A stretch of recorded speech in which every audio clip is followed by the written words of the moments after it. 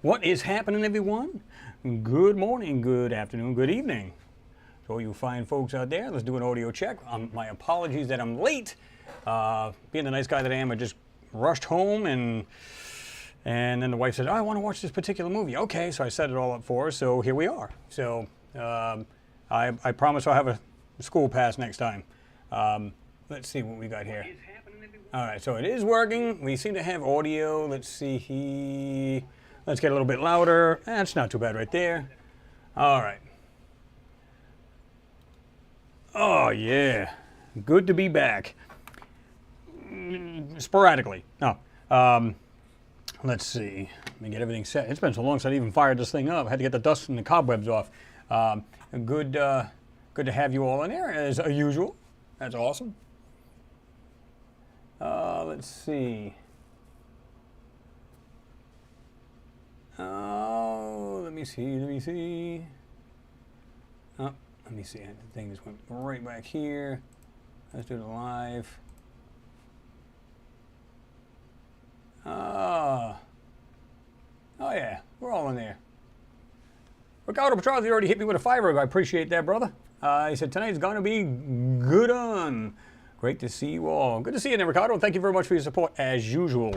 You guys are awesome. Good to have you back, man. It's refreshing to actually be able to jump on this thing. I was able to get a little extra time, in both days, of course, because I was able to get a video out. And I got plenty more to get out, and it's just like, it's aggravating in a sense, but, you know, you got to do the working thing. You know how that goes, that pesky little thing. Especially even more so now, right? Got to work, make them green stamps, if you know what I mean. My buddy and I used to kid around calling it that. It's actually dollar bills, but you know how that goes. Gas going up, price of food going up. They'll be charging you for oxygen pretty soon. Oh, they already do that at the air pumps for your cars. But don't breathe too much. They'll tax you and charge you for that too. But anyway, good to have you all in there. I see even who else was in there?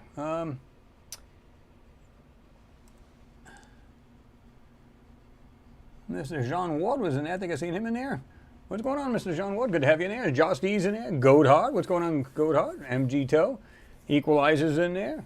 Let's see. Again, Jean Ward, he's in there. Peter James Lee, we never leave the dome. Mars is beyond the wall. Ooh, that's not good. James Cragen, what's going on? Good to have you in there as well. Renee V's in there. Mimi Reacts is in there. Oh, yeah. Mr. Tav Baker's in there as well. Okay. Let me make this thing a little bit bigger here. Okay. That's a wee bit better. Limey Watcher's in there. What's going on, Mr. Limey Watcher? Claire Mead's in there. What's going on, Claire? Good to see you in there. Oh, let's see. Alusta, what's going on? Good to have you in there.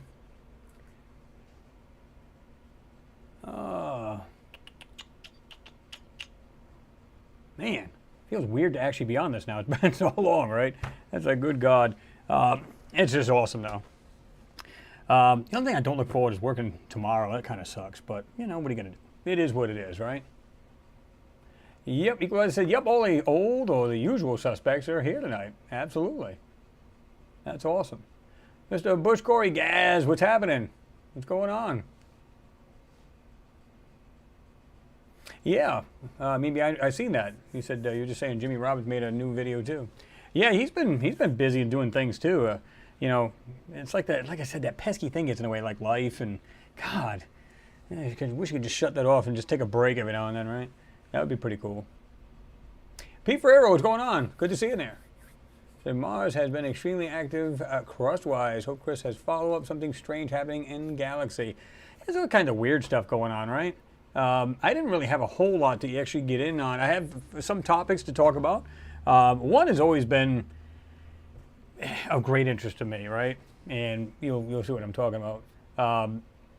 Yeah, we've talked about it many a times, but it's still a topic you should be on because it's something it's that what if, and a huge what if, right?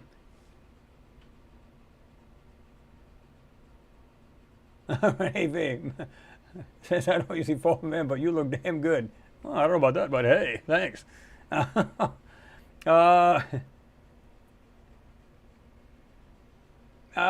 James Lee, you may be in the wrong chat room. We don't go with the flat Earth theory or anything of that sort. I know that may be something of yours, something you believe in. It's not something we believe in here. It's just not our topic, you know. Tommy Bird, what's happening? Good to see you in there.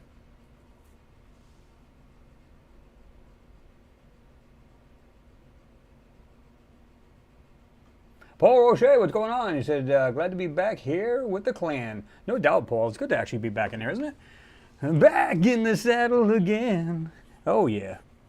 Oh, yeah.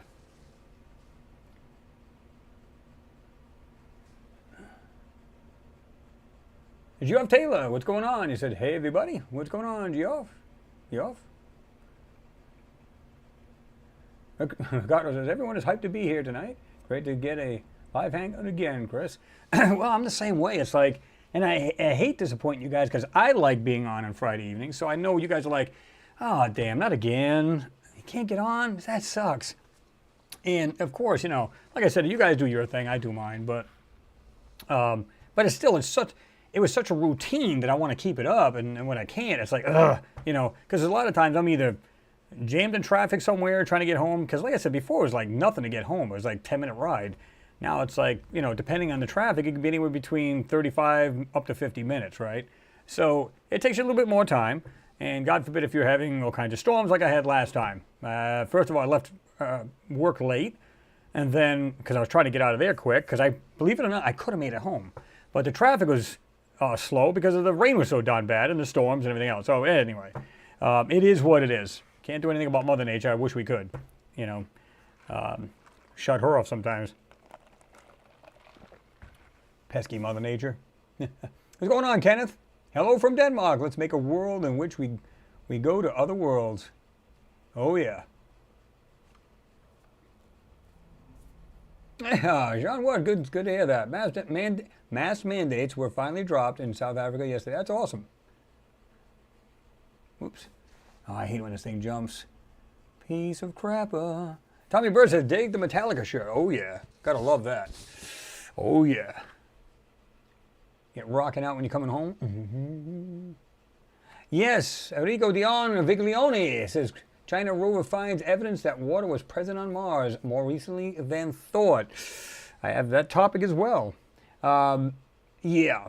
Justy said NASA keeps the Quake instrument longer online because they detect a lot of seismic activity. Of course, yeah. And they're getting it on both, right? The moon as well as Mars, getting in these tremors and this seismic activity. So it is pretty wild. Makes you wonder, though, because they say, okay, there's no tectonic plates on the moon nor on Mars. How's that happening? Right? Or is it something that we're just not aware of that actually happens on other planets? We go by what our planet does and how it acts, so on and so forth, and we know what controls it, what's its mechanisms, and then we go, why are we seeing it on Mars? Just because we don't understand it doesn't mean it doesn't happen. We've got a lot to learn as a human race. Marco Besta, what's happening? He said, evening all. Good to see you in there, Marco. Long Island, New York's in there. 1395. Hello. What's going on?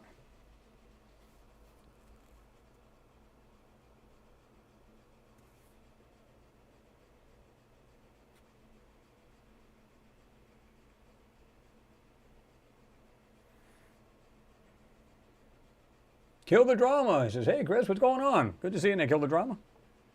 Oh, yeah.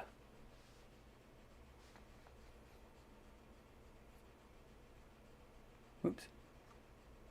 Elaine, you said, we're being told to turn down air conditioning electric usage to help the power grid, yet they're pushing for people to change their petrol to diesel to an electric car. Sounds like, yeah, I mean, I agree with you folks, right? If they can't take on the extra load from these electric vehicles, then why are they even trying to push them so badly? And you know, a lot of these governors and all these people are getting together and these car makers and we got to do this. But you know what? I have no problem with the electric car. I've owned one. Of course, I traded it in, but only because I think I told you guys this story. I needed the SUV for winter time when I travel further now. But I love it. I still miss it because of, well, look at the gas prices, right?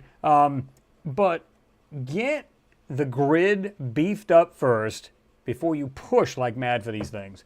Because it's not just electric cars, it's going to be electric everything. Electric trucks, electric buses, so on and so forth. You know, of course, you used to have trolleys. You still have trolleys around. They're electric. You name it, right? Yeah, I know you guys are probably confused in Europe because you call trolleys the shopping carts, right? If I'm not mistaken, you can correct me if I'm wrong. Because it's Friday, but I might still be a scatterbrain. Oh, but yeah, so if I'm not mistaken, Bush Corey says, I'm stuffed with Chinese food. Damn, bro. You had Chinese? Well, I had Subway. I eat fresh.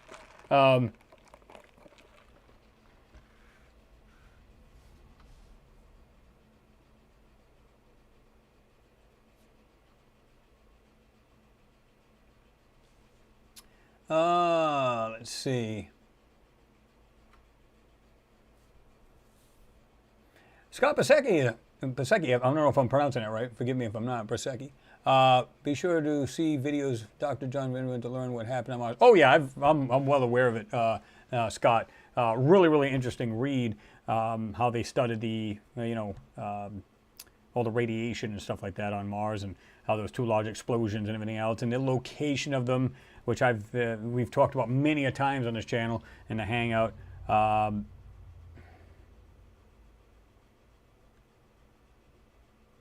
Okay, I was just getting a message from my daughter. But here's the thing. Like I said, I've discussed this before. When you look at where these explosions were, there's a very large explosion, and then you had a smaller explosion.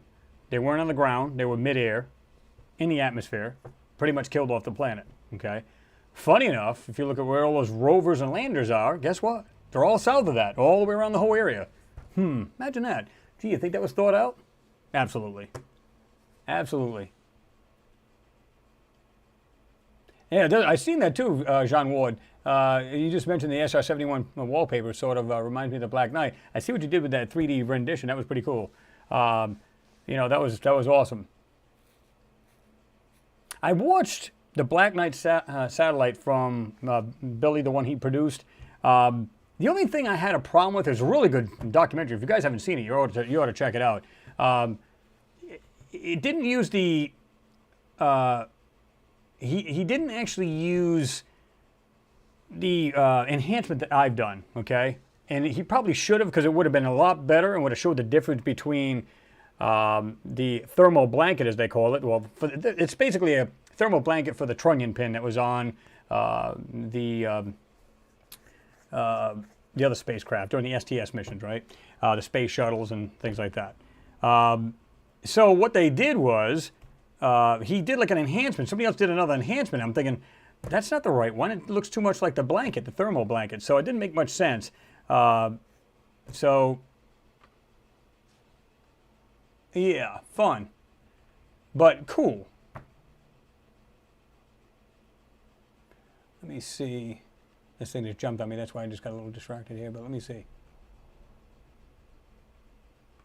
Jean Roy said electric cars are very expensive in South Africa, only for millionaires. Yeah, you know, I know, because it's like, well, just about everything's really expensive down there, right?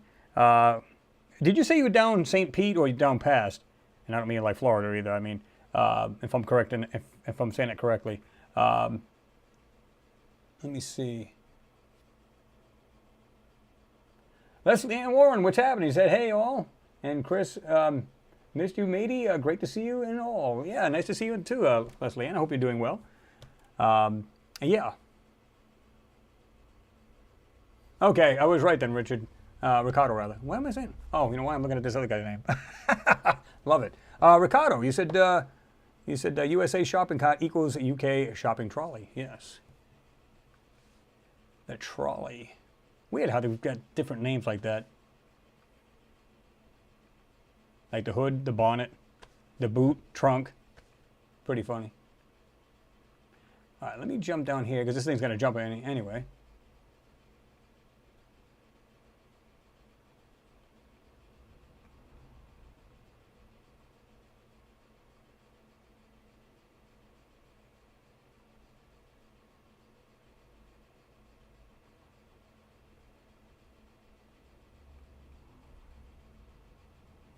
Ah, so Peter, I don't know if you're hardcore.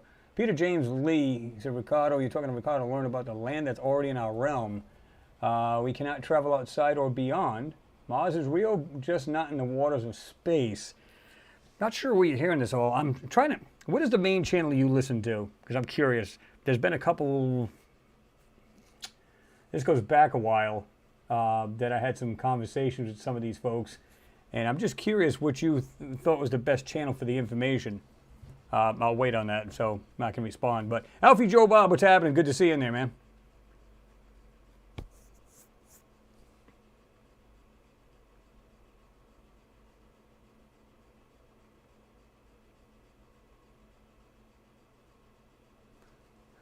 Enrico, he said, Viglione, he said, will NHRA drag racing become all electric? It can. Yeah. Oh, yeah, absolutely. And if you've seen some of these drag races, just look them up on YouTube. Insane.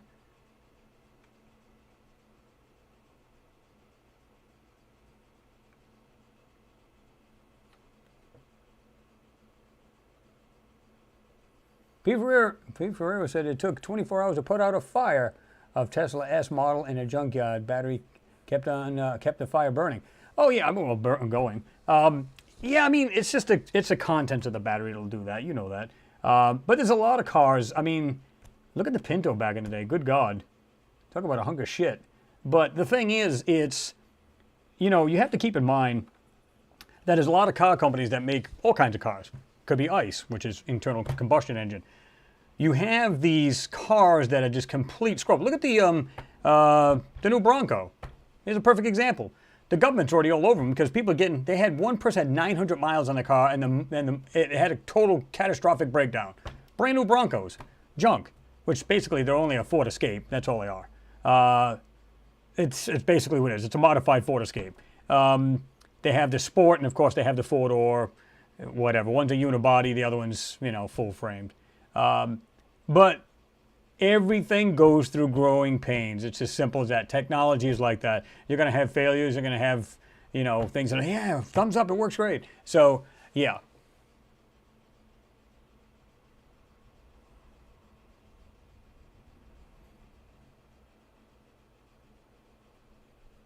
Mimi reacts your question. Your question, Chris. Have you heard about Voyager 1 sending strange signals back to Earth? I have.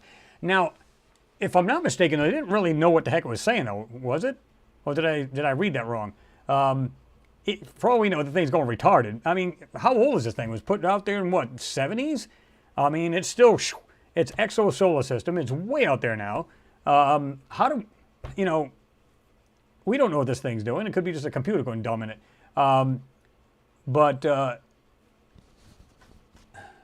Okay. But I don't know. I mean, it's hard to tell what's going on with the thing, right? James, you said, why is there only one thumbs up? I've got 45 here. 45.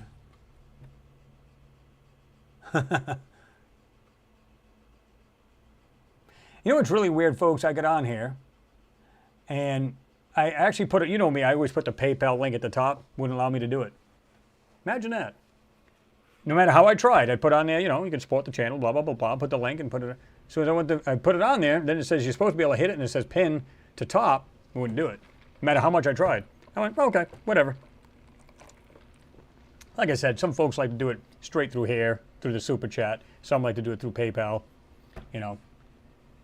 So yeah, you can see YouTube's working great as usual. You know how that goes.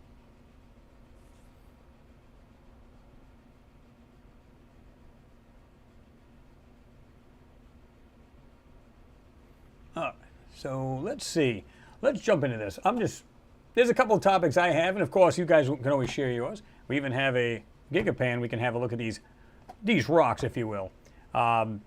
Really interesting. Why is that even on there? Let's do this. Friggin' ads. Give me a break. Let's get rid of some of that crap. So some people have talked about this already. Moon rocks collected by Chang'e 5 mission have water in them, which is not a secret, right? We already know this because, let me just make myself a little smaller here. We already know this because there's already, let me just do that again. We know there's this mist over the lunar surface. We know this. Even the astronauts came back. They had moisture on their suits and everything else. Keep in mind, and for many years, a lot of people didn't know this. Even I didn't know this, but the moon itself is still within Earth's atmosphere. Of course, it's outer atmosphere, but you get the idea, right? It's still within it. So is it possible that germs and microbes and everything can travel back and forth from the moon? Somehow it gets ejected from Earth and somehow it makes it to the moon. I don't know. What do you folks think about that? And you can see right here, China's Chang'e 5 mission landed on the moon in 2020 and sent back samples of dust and rocks, which have been found to contain water, but not very much of it. Okay, they don't need to. The fact that they have moisture on them at all, or in them, is really kind of bizarre, right? But it doesn't surprise me. Researchers have found water in the samples of moon dust and rocks brought back from China's Chang'e 5, but not as much as they expected. What are they expecting? Like a mud ball? Chang'e 5 landed on the moon on 1st of December 2020 and took samples of lunar soil and rocks. 2 days later, an ascent stage lifted off the moon, bringing the samples back to Earth about 2 weeks later. I'm not even going to try to pronounce this person's name. Bin Lu at the Chinese Academy of Sciences and their colleagues have now analyzed those samples and found signs of water bound up in their mineral structure. The lander itself saw hints of this water, but analyzing the samples in a laboratory on Earth allowed the researchers to take a more granular approach. They found that the lunar soil had levels of water around 28.5 parts per million, relatively dry even for the moon. However, pieces of the mineral apatite, I guess it's in the sample, had water content up to 179 parts per million. So, yeah, I mean, I thought that was kind of interesting, but it's not a secret. There is moisture on the moon. We know that. And, of course, we have ice inside the craters and the polar regions of the moon. We know that. So that's nothing new. Let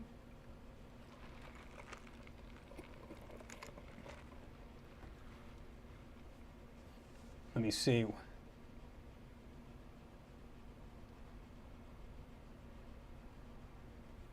Let me see.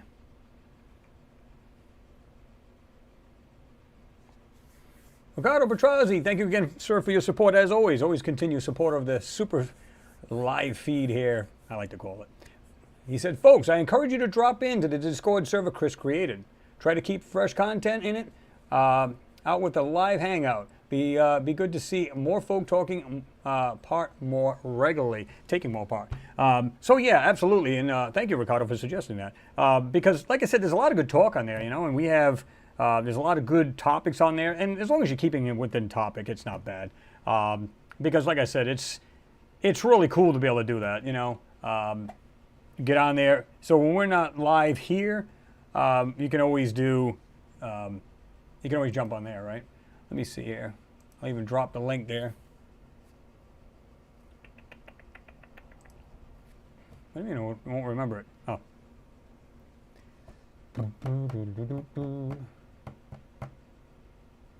Okay.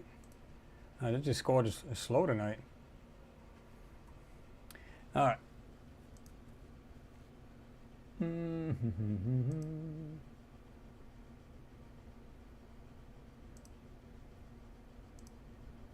All right.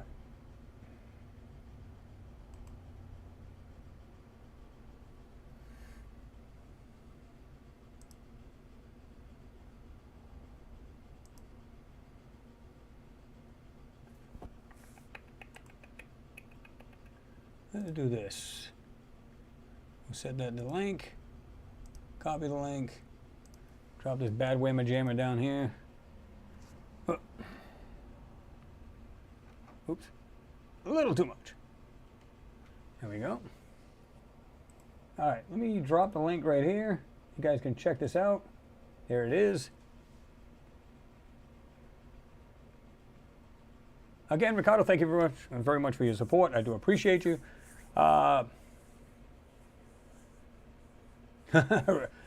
Rico says, mineral moon water sounds refreshing. Could be. Or it could be deadly, whichever comes first. Kurt Abanas, what's happening? He said, hi, Chris. What's going on, man? Good to see you in there. Equalizer, you said the satellite is not in any gravitational pull anymore. Exactly, right? We're talking about, of course, the Viking 1. It will go on forever. Maybe it will reappear in the millennium from the other direction. Space being one big endless sphere. Well, that's the thing. I mean, that would be pretty wild, though, to actually see this thing send back some crazy messages, and I mean super crazy, like a civilization tampering with it and sending it back. That would be pretty interesting. Third eye open. It's good to see you in there. What's going on?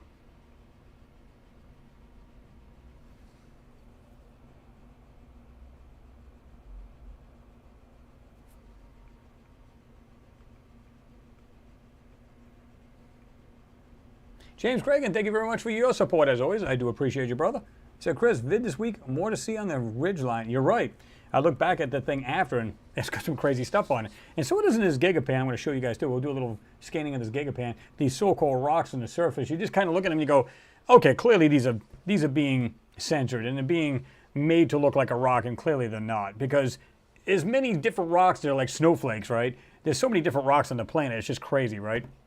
But when you see these things, you can see it was an actual object, and now they put rock mimicking software over the top of this so it fools the eye. And you know darn well when you see a couple of these, you're going to go, oh, come on. That is so something else. It's not a rock. But, you know.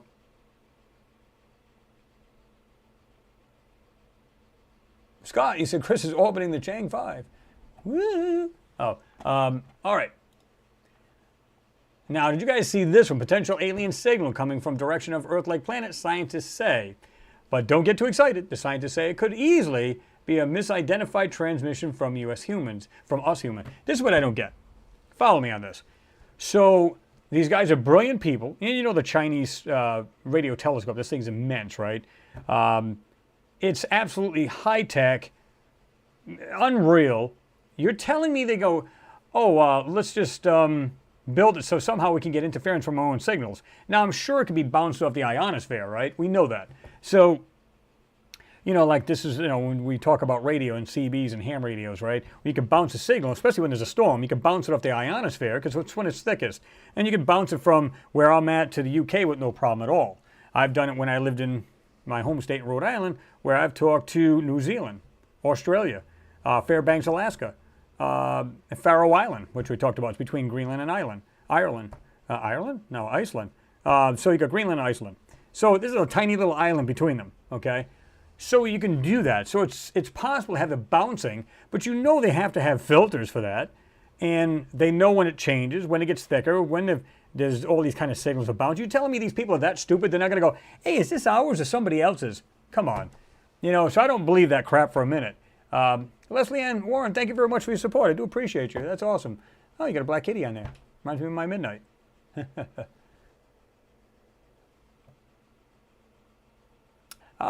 Equalizer said, I'm going to donate via your Patreon page. I don't have one. It's live. I had one. I have one, I should say. I made it in like 2017 and never did make it live. But yeah.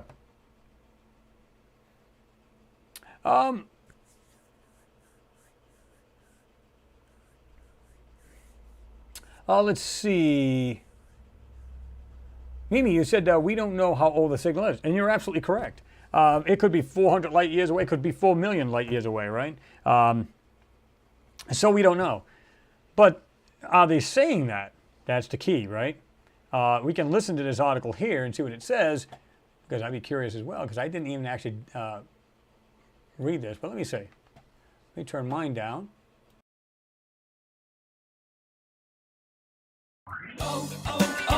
O'Reilly. Improve your gas mileage and save money with Fuel System Cleaner from Potential alien signal coming from direction of Earth-like planet, scientists say. A team of Chinese and U.S. scientists have put their reputation on the line with an extraordinary claim. That, with numerous caveats, a newly identified narrowband signal could be a sign of intelligent extraterrestrial life. The unusual signal, picked up by the 500-meter aperture spherical telescope, FAST, in southwest China, the world's largest radio telescope, seems to have the team legitimately wondering whether it could be the first ever sign of life beyond Earth. Now the plot thickens, according to a yet-to-be peer-reviewed paper about the finding, spotted by the South China Morning Post and sporting several authors from the University of California, Berkeley, in addition to the Chinese researchers. According to the paper, the signal came from the direction of a potentially Earth-like exoplanet orbiting within the habitable zone of Kepler 438, a red dwarf some 473 light-years from Earth. The exoplanet Kepler 438b was celebrated as the most Earth-like planet ever discovered outside the Solar System upon its discovery back in 2015, though its habitability has also been called into question by other researchers. While it's certainly an eyebrow-raising conclusion, the team does conclude that the most likely cause of the signal is radio frequency interference, RFI, from another source. The signal was detected during the telescope's first targeted alien hunting mission, which took place between November 2020 and September 2021. According to the paper, the signal is very unlikely to have been produced by natural processes in the cosmos, and therefore must be the source of a leaking or sent transmission. But to be very clear, although the alien hypothesis is tantalizing, it's very possible that the source of the signal is a piece of human technology.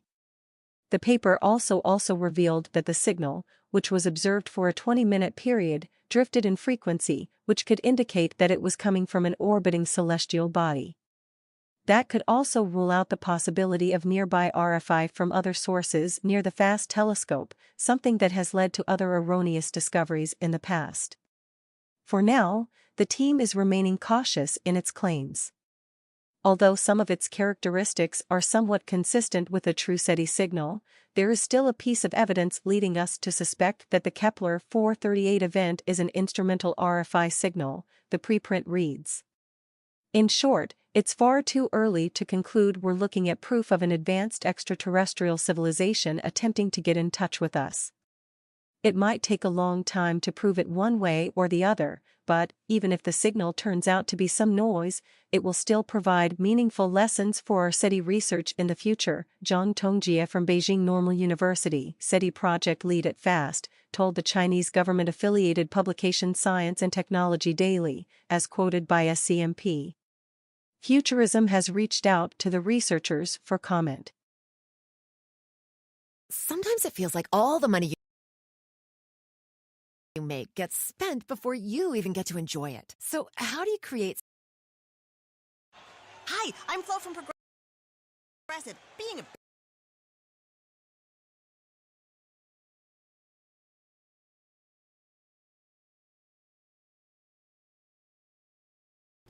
Anyway, so it is a narrow signal, and like Jean Ward said, chances are if it's narrow, it's not natural. I mean, we don't know if it's, I'm assuming it's narrow FM, but we're not sure. Either way, it's a narrow band, right? And again, I was going to say that, so does it imply that it's just weird how they come on, the Chinese come online with their, basically their mega, radio telescope, right? They get on there, boom, pick up the signal. What's it say about SETI? How long have they been doing this, quote unquote, for a long time now? Oh, we can't quite see anything, we can't hear anything out there. Of course, you get sounds from quasars and, black holes and other weirdness going on. And, because every planet pretty much gives off its own sound or radio waves or signals and stuff like that. But that is just weird how it's like they find something, yet, I'm pretty sure it said SETI as well. So I'm assuming they're getting like dish time as well. In other words, they can go in there, they can rent the thing, and they can scan the skies, and they're working with the Chinese and all this other good stuff. But what I find really odd, like I said, it's like they're online for how long? And they're already finding what think is a signal. But check this out. You'll love this. Let me see if it's this one here. Nope, that's not it. A Chinese telescope did not find an alien signal. The search continues. Imagine that, right? Chinese astronomers have been initiated into the search for extraterrestrial intelligence with the kind of false alarm that others in the field have experienced for decades. But again, this is high tech, folks. Better receivers, better filters. They can get down super narrow banded up to wideband. They can do just about anything. I'm not even sure even Jean Ward, maybe you'd know this. Is it possible, unless it's different receivers, that they could do all bands or receive all modes at the same time? That would be pretty interesting, unless they have separate receivers doing this.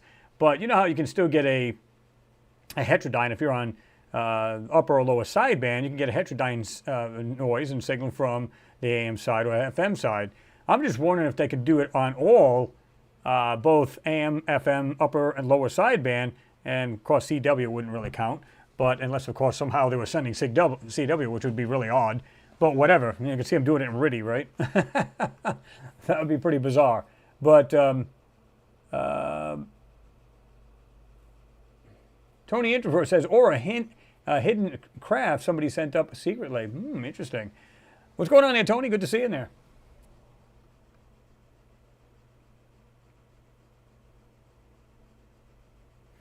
Let me see. Again, Ricardo, thank you. And he said, I just thing just skipped on me. At McDuff says that this channel rocks. Yeah, I mean, it's good to have new people on board. I'm glad you guys are here. I hope you subscribed and, of course, hit the notification bell because we're trying to get out more videos, even though I'm super busy lately with work and all, which is fine. Got to do your thing. But it's like we trying to get back to the live feeds as well as doing more videos again. So we're trying to work them in where I can just time it better, you know. But yeah, I'm glad you're here. There's a lot of new people that have been jumping in here lately. Some of them probably didn't realize we were going to be on tonight because I could see we're down some people in the room here. Mike Knapp, what's going on? Good to see you in there, man. Yeah, see, Max said the same thing. It won't let me send a super chat, which is really weird because I think Ricardo did and James did, right?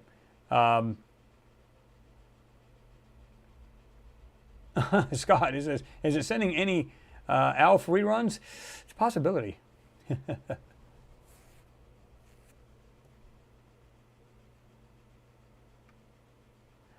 Catmandu says, hey, Chris, a summer, thank God it's Friday to you. Yeah, no doubt. It's good to be able to relax and actually get back in here and just chat it up, you know what I mean? It's been a while. I hate that, too.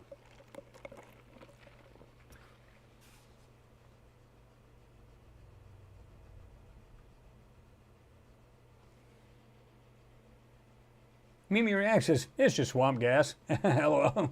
That's what it is. Interesting. This thing is immense. This thing, look at the size of this dish. It's insane. Phew. Unreal. That's cool. But like I said, the technology into this thing must be insane. Like I said, the receivers alone, this thing must be so finely tuned dish. Like it's got to be perfect. It's parabolic, right? So it's like perfectly set up the way it's supposed to be. You can see where they got the, it's hard to see it on this, but you can see all of the towers all around it, just like they had in the Arecibo, right? And you can actually direct the LNB, or the receiving LNB. I'm not sure if they call that an LNB, a low noise block, but it literally will move along right over the dish. And if you put it over to the right, if you put it right over here on the right-hand side, it's going to reflect a signal from down up in the upper left down to here and then reflect into the actual receiver. And if you move it over here, it's going to do the opposite. No matter where you put that thing. Or if you want to be a prime focus dish, you put it right in the center and it'll go straight up and just receive from straight up and whatever into the cosmos. But it is pretty interesting how they build this thing. I'm just finding hard to believe that these people are that damn stupid and don't know our own terrestrial signals from, you know, over there, you know, like something else out there. I don't know. Now, is it possible to get some kind of weird birdie and it just happens to be from, like I said, a quasars? I'm sure. So, but right off the bat, it didn't take long before they said, oh, that's not it. You know, sorry, guys, just kidding. It wasn't one at all.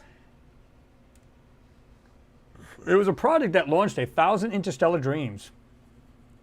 50 years ago, NASA published a fat 253-page book titled Project Cyclops.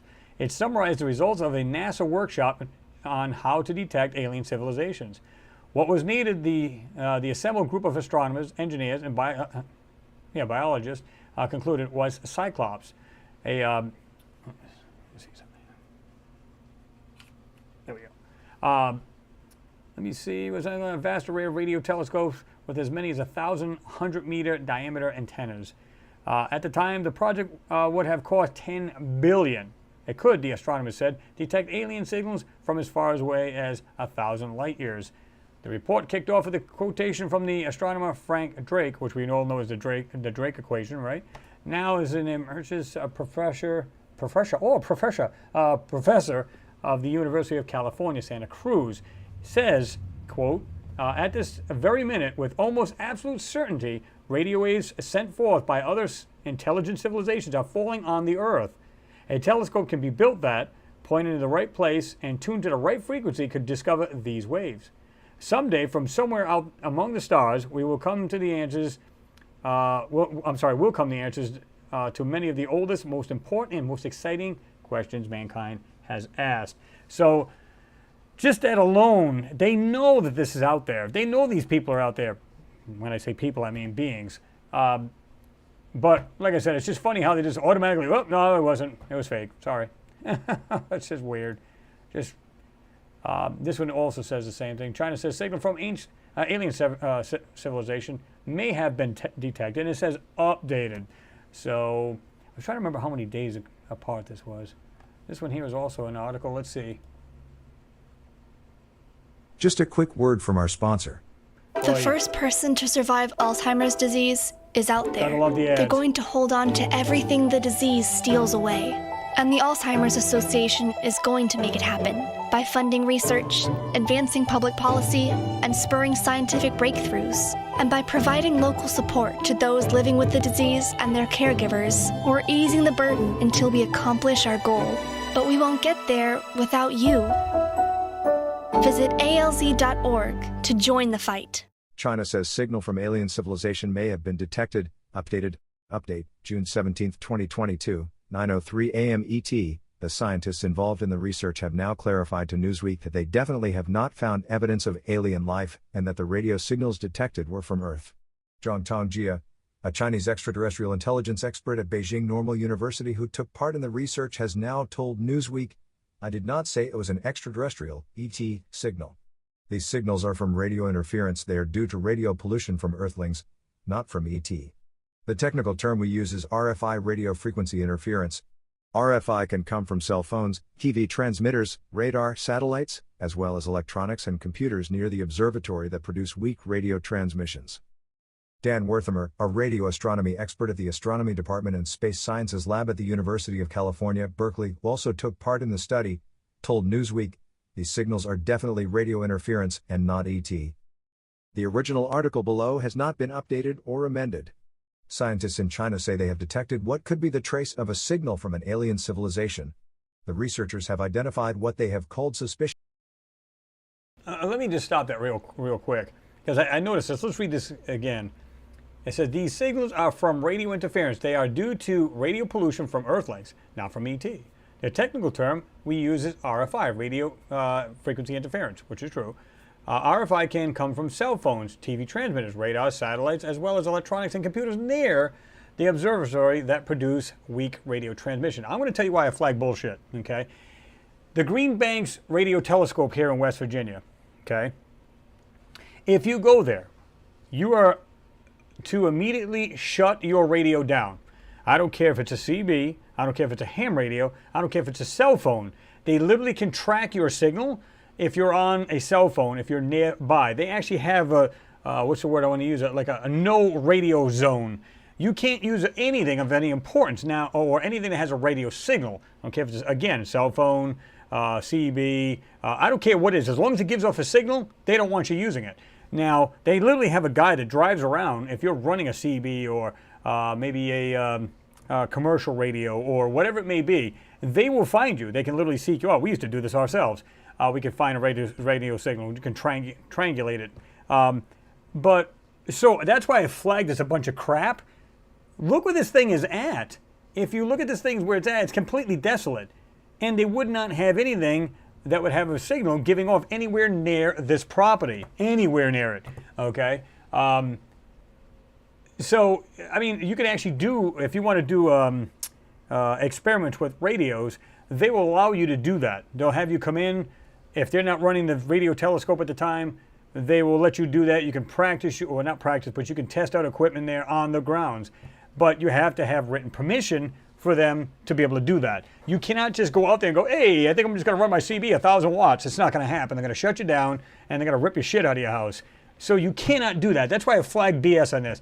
No way, no how is this radio interference from here on Earth. That's just me. You guys can chime in on that and tell me what you think there as well, especially like Jean Ward, if he's still in there. He knows what I'm talking about. Anybody else knows anything about a radio telescope, you know exactly what I'm talking about. Just signals from space as part of a search for evidence of aliens, and work is ongoing to determine what they might be. The signals were detected by China's Fast Radio Telescope, also referred to as the Sky Eye Telescope. With a dish diameter of 1,600 feet, it is the largest of its kind in the world, and since 2020 the telescope has been involved in researching possible alien life. On Tuesday, the Chinese state media outlet Science and Technology Daily reported that researchers under Professor Zhang Tongjia, described as chief scientist of the China Extraterrestrial Civilization Research Group at Beijing Normal University, had found a number of possible technological traces from intelligent civilizations elsewhere in the cosmos. The FAST telescope works by scanning the skies for specific radio signals that could be produced artificially. These narrowband signals must be picked out from the background noise of other radio emissions that come from deep space, so sensitive equipment is necessary. In some cases, the telescope targeted exoplanets, planets that orbit stars other than the Sun. Science and Technology Daily reports that Tongjia and his team identified two groups of what were referred to as suspicious signals back in 2020 and that a further signal was identified this year. The signals are certainly not proof of alien life just yet. Tongjia told the media outlet the possibility that the suspicious signal is some kind of radio interference is also very high, and it needs to be further confirmed and ruled out. This may be a long process. He added that the team would use the telescope to repeat observations of the so-called suspicious signals to see if any further information can be obtained. All quotes from Science and Technology Daily were translated from Chinese using Google Translate. Unidentified radio signals from space are nothing new and often provoke speculation about a potential intelligence source. Often, though, such signals can be explained as probably having a natural source such as a highly energetic star. Perhaps the most famous mysterious space signal ever detected was the WOW signal detected by the Big Ear telescope at Ohio State University in 1977. The incredibly strong signal blipped for little over a minute at a popular radio astronomy frequency that scientists thought an alien civilization might use. When the signal appeared in a data printout, Jerry Amon, a scientist working with the telescope, circled it in red pen and wrote "WOW" next to it. The source of the signal is still unknown. Still, scientists think it's possible that an alien civilization that is as advanced or more advanced than we are could be sending artificial radio signals into space for us to detect, just like us humans did with the 1974 Arecibo message, an interstellar radio signal that contained information about humanity and Earth. The SETI Institute is one group that has dedicated itself to searching for such radio signals for years, using large radio telescope arrays. To date, no radio signals have ever been detected that can be considered to have certainly come from an alien civilization. The apparent lack of aliens has given rise to what's known as the Fermi paradox, which describes the contradiction between mathematical predictions that alien life should exist in our galaxy and the fact that we've not seen any. Some researchers, for instance, have suggested that there should be tens of thousands of alien civilizations in our galaxy. Some potential solutions to the Fermi paradox include that we're overestimating how common intelligence life might be, that intelligent life has decided not to transmit information, or that we're simply not seeing or understanding such information. Update June 15, 2022, 9:45 a.m. ET. This article has been updated with more information for context. Yeah, like I said, I flagged BS on that. Like I said, this thing is so high-tech, it's not even funny. And Jean, you said the same thing. You said spot on, Chris, as far as the interference around the dish. And like I said, you just can't do that. There's no way around that. And look at this thing. Where do you see anything? Let me do this. Let me see here. They won't let me probably do it, but let me see. I mean, it's pretty much far away from anything. It's up on a hill, and it's actually sunk in a valley that chances are you wouldn't get too much interference anyway. It's not like that next to this large city. They did this purposely and put it out in the middle of nowhere. There's a reason why they did that. It's not because they were like, well, I got no other place to put it. No, let's put it as high as we can. A lot of thought goes into these things. Where can we put it so it have less RFI, all this other interference, get away from the electric grid, and of course, whatever they pump the station or this listening receivers with is, you know, it's completely filtered out, so no RFI. So you wouldn't get this kind of interference. It's a bunch of horseshit. I think they actually detected it and they're just not going to say anything. Why? I don't know. I wish they would, because that would be pretty interesting. As far as I'm saying, it's like I said, I think they think the implications are going to be too like off the deep end. I don't know. Me personally, I think it'd be awesome. You know, I would just say that is absolutely awesome. You know, to have other civilizations out there. Kyle, what's going on? Good to see you in there, man. Richard Bunce in there. I'm just going to say hello to a few other people I've seen jumping in. Adam C. Corey. What's going on, guys? Snaggletooth 1351. What's happening? Mars the Second Genesis. What's going on? I want to jump in here and say hello to everybody. You guys are like jumping in like left and right now. Equalize. I like that one. Signals are bouncing off my mother-in-law's hair curlers. That's possible. And thank you, Kyle. I appreciate your support, as always. I do appreciate your brother. He said, hello, guys. I've moved to Florida, and I love it. It's like paradise. The weather is a little above average, so we're 103 today. Yeah, that's a little toasty. We're still about 91, 92 here. And a nice light breeze. I'm good. I'm glad everything worked out for you, man. I'm telling you, I want to be down there myself.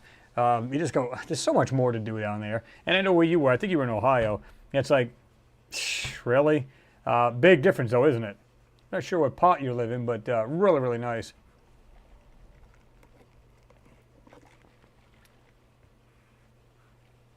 What's going on there, backyard astronaut? What's happening?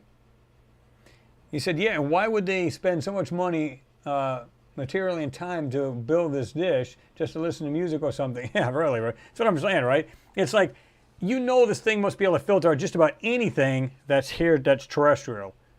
And it's super aimed, if you really wanted to, you can narrow the actual receiving band down as well. Not so much to receive a narrow banded signal, but you can narrow that down to get rid of that interference. Anybody who's in a radio knows this, especially on ham radios. You can literally narrow this band down so you can just reject anything that's out, like birdies. And we were talking about, I think, Ricardo, you were talking about, you can get what they call a spurious emission. You could be on one frequency transmitting and have like a birdie or a spurious emission up on another frequency, totally different. But you know it's a radio antenna, for crying out loud. So you know they got the best technology. They can filter all this garbage out. Heck, I could do that. I've got a time wave DSP-9 here. I can filter out heterodynes and everything else from different. If I'm on shortwave, I can get rid of it on these. Get rid of the sideband. I'm sorry, AM. Interference when there's a signal on the same frequency, an AM signal. I can filter that out. You can hear the heterodyne, whee, like the whistling. I can get rid of all that. So you know that what they've got is super high tech. There's no way that they're just going to say, yeah, we just chalked it up as somehow we just got one of our own signals. Bull. I just don't believe that.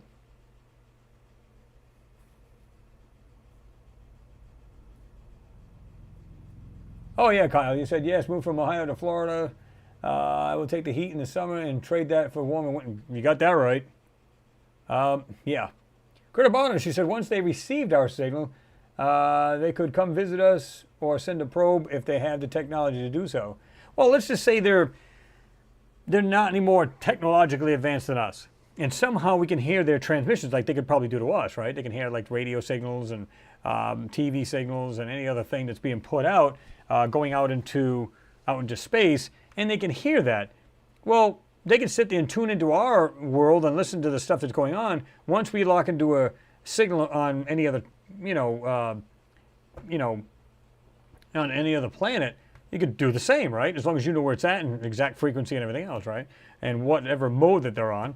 I also believe, now somebody asked, why would they still be using radio waves? Well, look how technologically advanced we are right now, and yet we still use radio waves.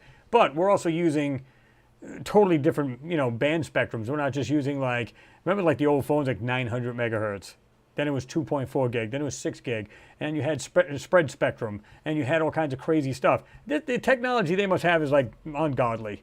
You and I would just go, what is it even called? This is a frequency oscillator. This one's this is that. Okay, so yeah, it's just, You can imagine with the stuff they have in this thing. And they're just going to say, they're just going to chalk it up as a interference from regular here on Earth? I'm sorry, I don't buy that.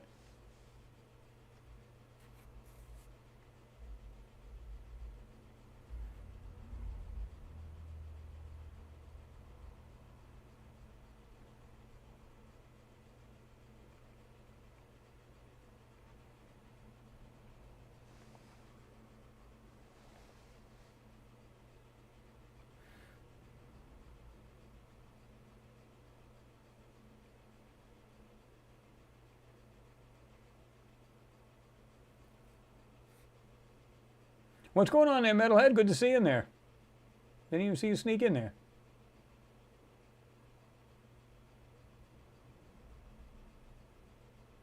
William Scott, what's happening? Your question was, are we listening to the right waveband?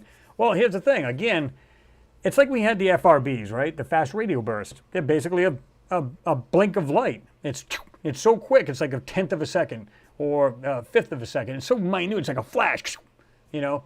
But like I said, are they sending, are these different civilizations sending signals through light and the information through this light? That's a good possibility. Because they're saying, like I said, the guy from SETI is saying, well, this one here is 400 million light years away. This one here is 60 million light years away. So it doesn't make sense. What part doesn't make sense to you? It's kind of like we're in a tiny version of that. Well, the skip's in, meaning conditions are favorable for me to talk from my house to perhaps Jean Ward over there in South Africa. I can sit there and talk to him. The conditions are just right. The ionosphere is perfect. I can bounce it, and him and I can have a conversation until it falls out, and then I no longer hear him and vice versa. So on a much larger scale, the universe, you're sending light flashes, it's just back and forth. We don't know if that's, like I said, the intergalactic newspaper telling us what's going on from that point of the universe to this side, and so on and on. What's been going on lately, and who knows what it could be. It's just it's just from quasars, and it's just swamp gas causing that. Come on, it's like they know what these are. They just don't know how to just what's the word I want to use? Descramble, if you will. They don't know how to receive it correctly. It could be on a band that we've never even thought of. It could be on something totally on a quantum level. We have no idea. We just don't have the receiver to do it. These guys, if it is what it is, if it is an actual signal bouncing and these guys are shooting it from every part of the universe, we don't know if it's going, and if you got the right receiver, just go, the information comes down on this big screen, tells us exactly what's going on. We sit back and we go, oh yeah, let's see what's going on in the Crabby Nebula today. You know what I mean? It's just like you and I see the news on the TV. The only difference is much more higher advanced. Now, it's pure speculation what I'm saying, but is it possible that that's what's going on? I say yes. I really do.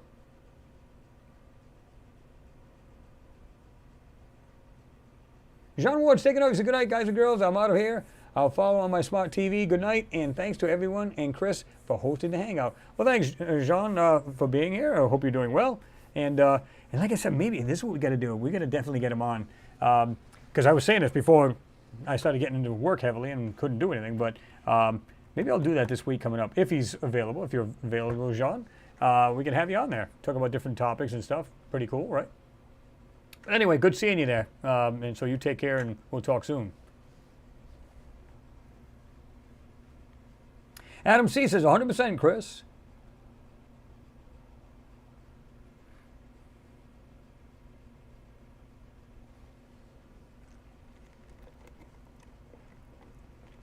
And where's this other one here? All right.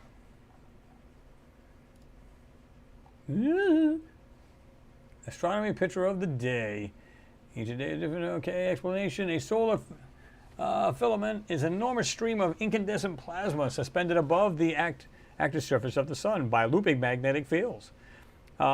Seen against the solar disk, it looks dark only because it's a little cooler. Now, I know they did say there was like a CME that was like literally just this plasma ejection was just going to blast towards Earth. Now, I'm not sure if it actually did. This looks dark only because it's a little cooler, so it's slightly dimmer than the solar photosphere. Suspended above the solar limb, the same structure looks bright when viewed against the blackness of space and is called a solar preeminence.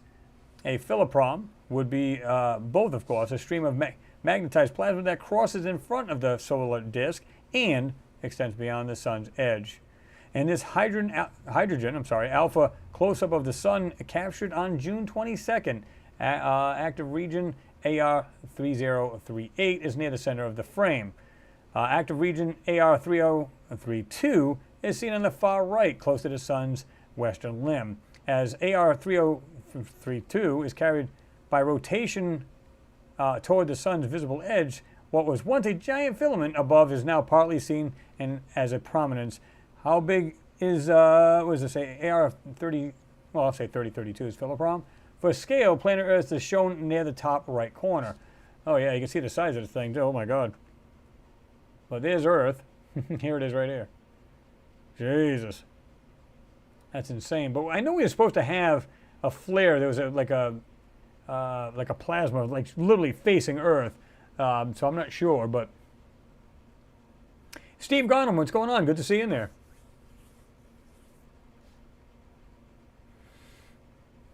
George Mears said, I hear from a good source that the blonde, blue-eyed Palladians love watching our TV and love our films.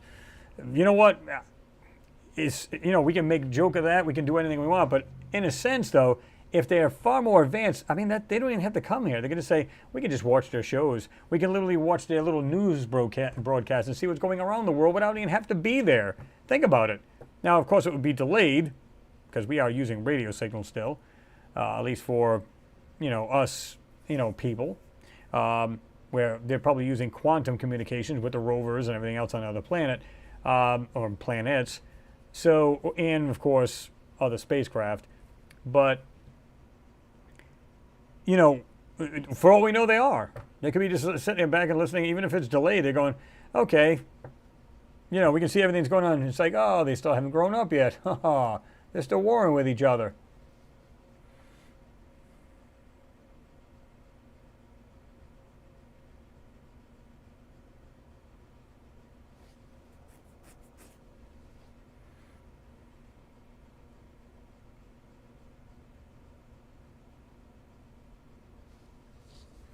He said solar filaments are best viewed in 192 angstroms of a light wavelength. I've heard about something like that. But, it's, you literally have to get into this stuff in order to really, to study it and research it. It's just pretty cool.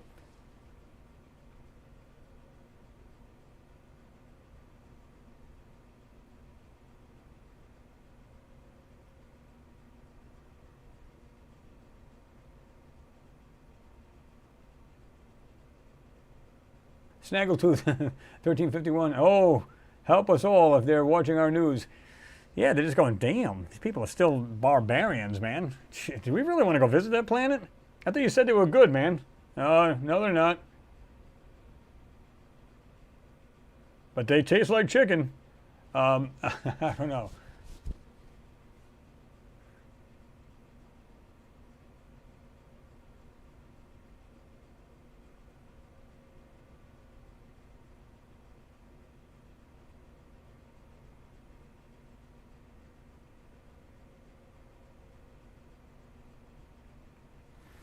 This thing has jumped on me here. I was just trying to look at one of these.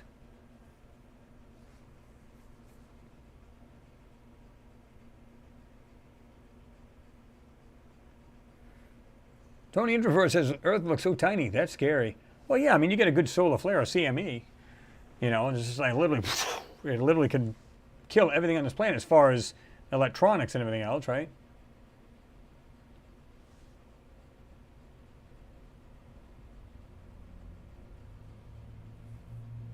Rico says the ETs are watching us like we're gladiators in an arena. Yeah, they're probably, look at them, they're just sitting there warring with each other. Sad.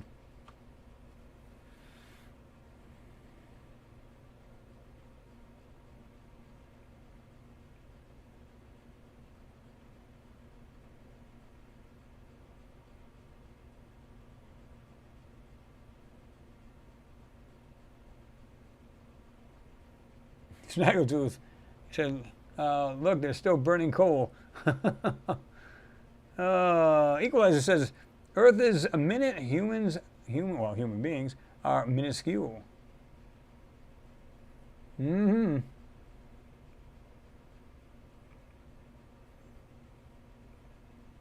There you go, Scott. ETs are watching us like we're little kids at daycare. Isn't that sad? Charles D says, love chicken but not ready to take a Kentucky Fried Human. Yeah. Mr. Sparkle Baked, what's going on? He said a signal sent would be sent clear enough to understand a signal from interference. They know how primitive this planet is. Crop circles are clear signals. Yeah. Oh, I gotta have the multipass, Ricardo. Remember that? Multipass. You want to travel to Mars? Multipass. Gotta have it. Okay, he said I'm in Tallahassee. Okay. Which is the capital of Florida. Yep. I remember being in the Panhandle friggin' back in the 80s. Panama City, Pensacola, all those. Nice place, nice area up there as well.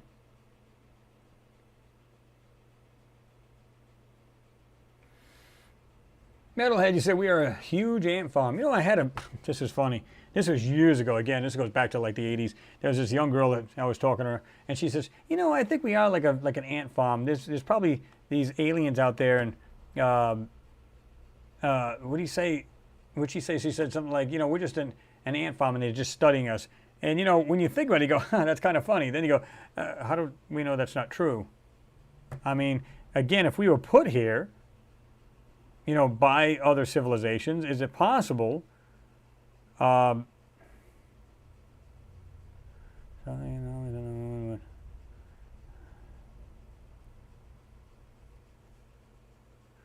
don't know what that is, but okay. So, I mean, they can literally, you know, they're probably just saying, oh, we're just going to watch our creation and see how it evolves. Yeah. Whoops. Oh, I hate it when that happens.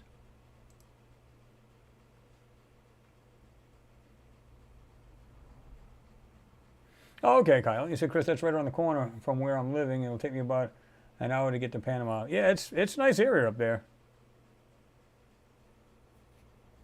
Snaggletooth, you got a point there. He said, except ants work better together than we do. Yeah, they work in unison, right? Marco Bestie says, why is there no better release Tic Tac UFO footage? I've been saying this all along. That's why I just think it's, you know, didn't they just send out another one too? They had another one next to another warship, you know, something like that. And again, with the night vision or the infrared, where they had it looked like triangular spacecraft and all this other crap. It's like, oh, come on. Where was another one I had? Let me show you this picture too. Speaking of Tic Tac, check this out. Now, this was on Facebook, and you say, many thanks to CSETI, or SETI, CE5 friend Tony Craddock, from his years of dedication and work with Thomas Bearden and John Bandini, including many others, on zero-point energy at Energy from the Vacuum. The so-called Tic Tac seen in the video released in the United States Navy from Interceptor Pilot radar scope is really an anti-gravity craft developed in the 1950s and 60s shared technology. The project code name is Silverbug, and you guys can look this up, from Unacknowledged Special Access Projects. Okay, see the documentary movie Unacknowledged from Documents on Other UAPs. 10-ton Russian Silverbug copy at Saratov Works. In 2003, U.S. Navy signed a letter of intent to purchase these, which were deceptively called drones. Imagine that. Remember they were saying there's maybe a bunch of Chinese drones going around? Yeah. Doyle's intervention shown on an unwelcome spotlight on the deal. Note the Dynex invented liquefied precursor atmospheric collapsing propulsion process. So yeah, that's pretty interesting. I mean, if you look at this thing, what does it look like? Somebody said, there was one guy that actually commented, he said, yeah, it looks like downpipe from my Harley. Coming at the back there. But this thing must be really, it may be real primitive compared to what's out there now, right? And you've got zero-point energy, you've got anti-gravitics, And I've been saying this, it's been even since the 40s, folks, that they've been messing with this stuff. This is not new technology, this is old. Now, it just seems like they probably perfected it even, more so now. So I found that pretty interesting.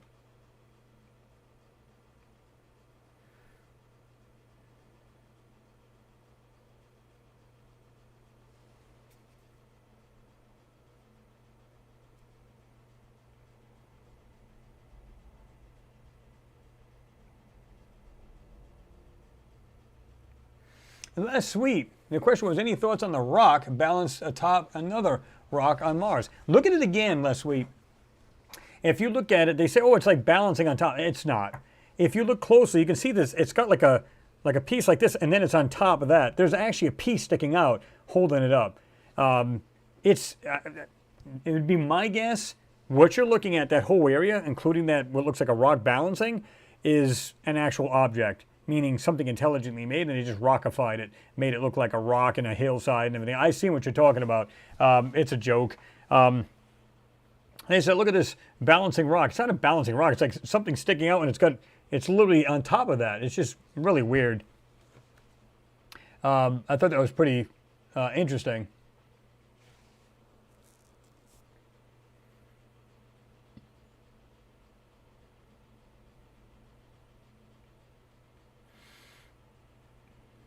I don't know about you guys. We had some smoking hot weather last week. Now, don't get me wrong, it hit 100 one day here, but it was like 112, 115 with the heat index. It was really nasty. Then we had them nasty other storms come through the other day. You could just see it coming. Literally, you could stand outside in your house and it just got windier, and then all hell broke loose. And then the power just went out and it came back on. And that was the end of that. Flickered a couple times, and that was the end of that. But, man, we got our butts handed to us that day. It was pretty windy. Patrick Dan, you said we've all got cameras in our pockets, yet still we never seem to get a clear, distinct shot of a UFO, Chris. Why? Well, that's what I'm saying. Well, let me back up. If you were to zoom in with your own camera, of course it pixelates and it doesn't look very good at all, right? So you literally have to have something like, you'd have to sneak up something that's sitting on a lawn and then take a snapshot for it to be really clear. One thing that bothers me, every time you see something from the Pentagon, the military, or something of that sort, it's either an infrared, night vision, or something else. It's never daytime. I don't care if it's a blurred picture of it. Well, you don't want it to be too blurry because you want to try to make it out. But it's always something, it's always at night. Why? Why? It doesn't make any sense. Or it is daylight and it's still taken in that light spectrum because they don't want you to actually see what it really is. Probably is nothing but a high-speed drone. And they try, oh my God, UFOs. It's a threat, it's a threat.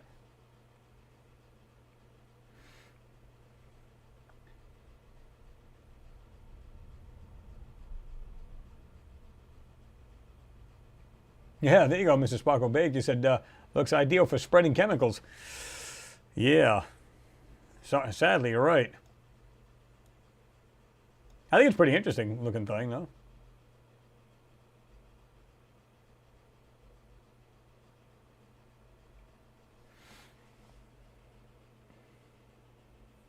Yeah, Kurt Urbanus, you said this Tic Tac style prototype exists since the 50s, Von Braun. Black Project, yeah. Yep.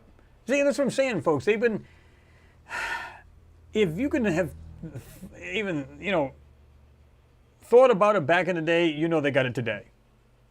So anything you can possibly think of, they probably already came out. Because, there's people sitting in there going, well, let's say way back in the day, and they're going, what else can we use for, like, propulsion? I don't know. What happens if we can defy gravity? Defy gravity. So, anti-gravity. Yeah. Well, how would we go about doing that? So, these large think tanks are all sitting, a bunch of people thinking, the smartest people on the planet, just like, boom, putting their heads together. And 40s it started, probably even earlier than that, 20s and 30s, and they started doing this. Different modes of, propulsion. It's no different than we're doing here in cars. We got hydrogen cars.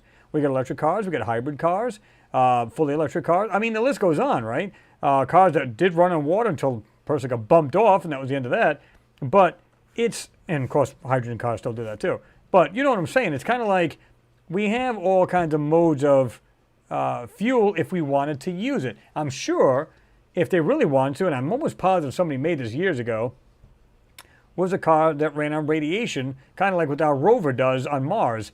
But obviously, if you get in an accident with the thing, radiation spill, it's like people from, well, there's only 3 people died in the car accident, but up to 100 people, or 100-mile radius, people died because of the accident. And it's like nuclear fallout, right? So I'm sure they could do it if they wanted to, and I'm almost positive somebody done that, but obviously it's not feasible. It doesn't make any sense.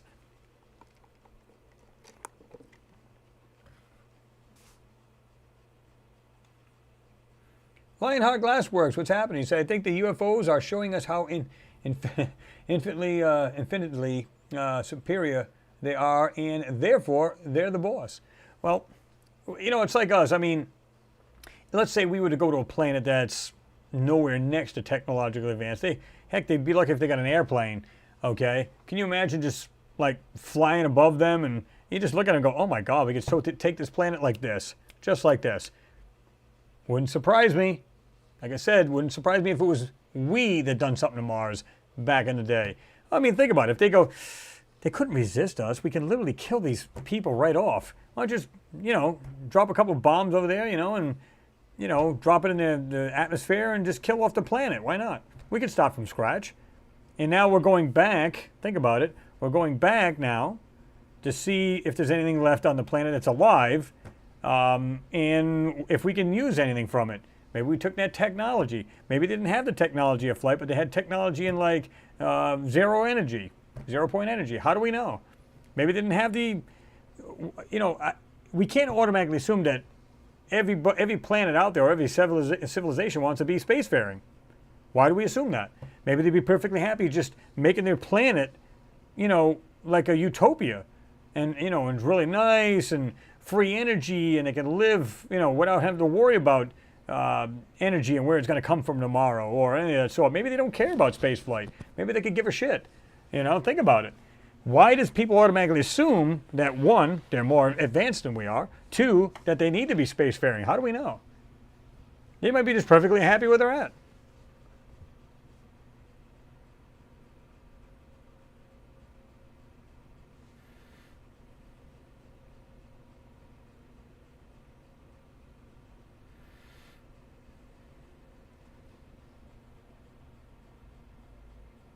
Steve Gardner said, Chris, lots of planets are lighting up in the sky this week. Yeah, they said they're supposed to all align. That was last night, wasn't it? Well, my time anyway. It's supposed to be like 4:30. All the planets were supposed to align. I believe that's what it was, and which is pretty interesting, pretty cool.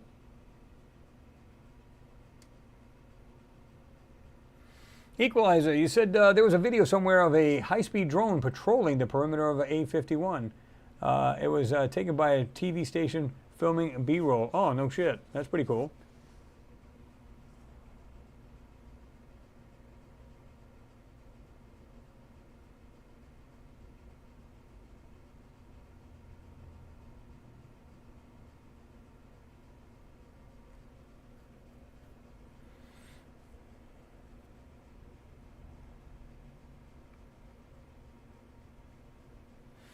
A backyard astronaut says zooming in with a camera attached to a telescope makes a lot of difference. And statistically speaking, those unnatural movements of the Tic Tacs make the airspace dangerous for fighter jets. Yeah, which I get.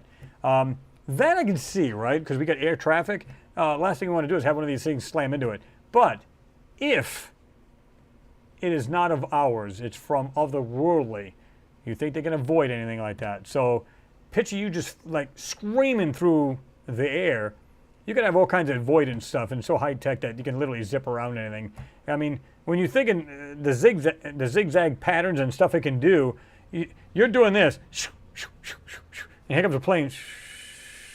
Just a regular airline is doing 600-700 miles an hour. It's like, you know, a Ferrari and a horse and buggy. I mean, totally two different, you know, it just doesn't make sense. So you know they'd have the technology to avoid us, anything flying in the sky. But is it possible they could still crash into something? Sure, of course.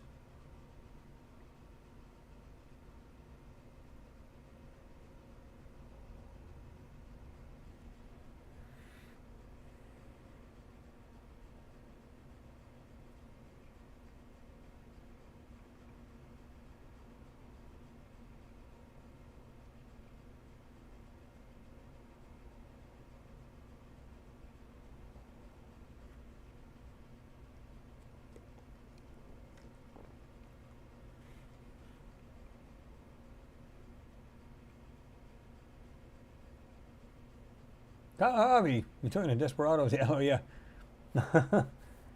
Thanks again, Ricardo. And Kyle, rather. I'm thinking of what do you call here, too. Look. Oh, he just jumped on me again. God, I had you down here. He's up here. So I'm going like this. I'm looking at this thing scrolling and it disappears on me. Nice. Kyle, thank you again for your support. I do appreciate you, man.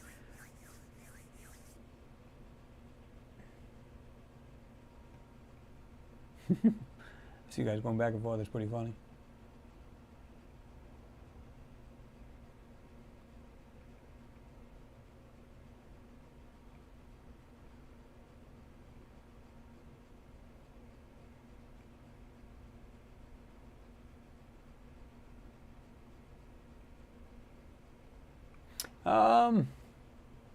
HE Media, I've gone through enough panorama, I guess, of Mars and found loads of things that should be there or should not be there.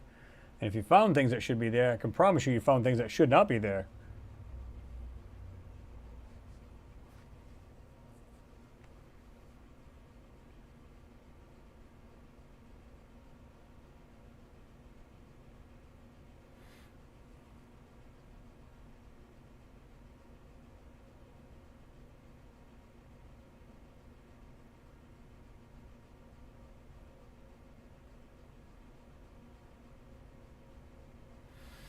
Mimi said we are slowly running out of gas here due to the Ukraine war. That's just sad, isn't it?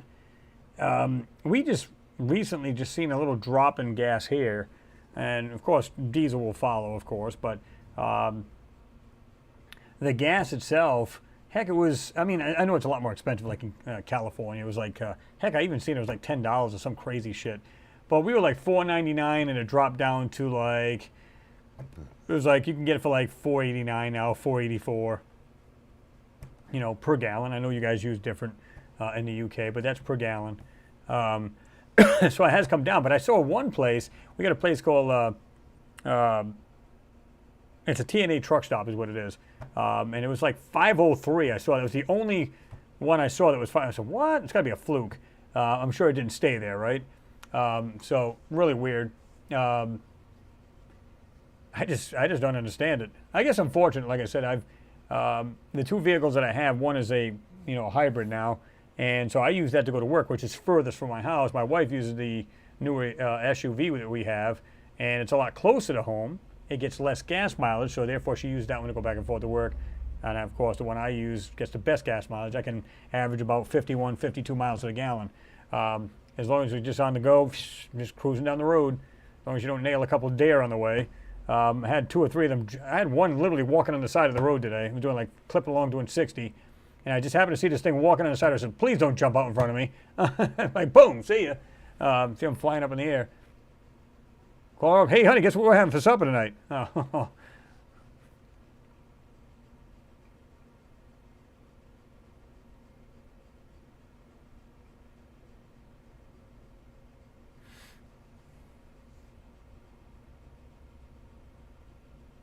Okay, you said shouldn't be there. Okay, HE meter.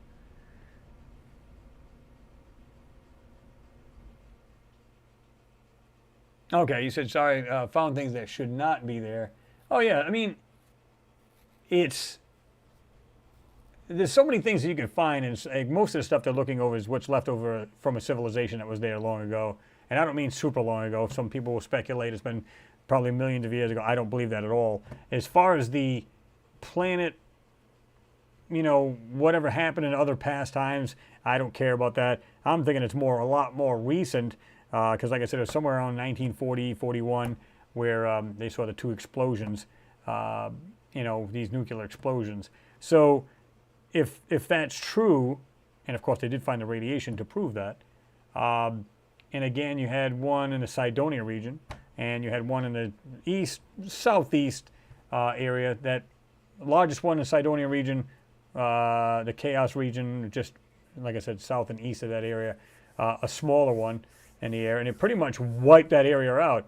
And again, strangely enough, you have all of these, our landers, we have every country that's been there so far, they're all just south of the area and around it.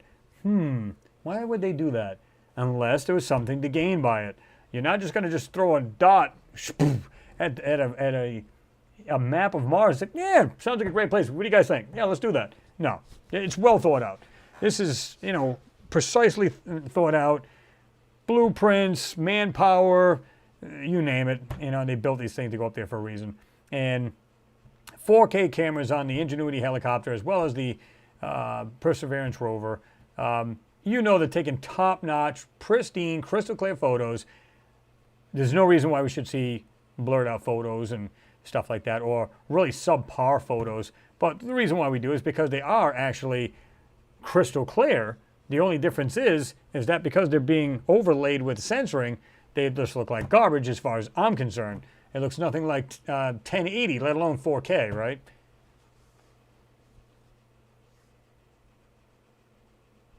Whitebeard Sky Daddy, what's happening? Say, hey guys, good to see you. You're typed in presence. Yeah, good to see you in there, Whitebeard. Glad you jumped in there.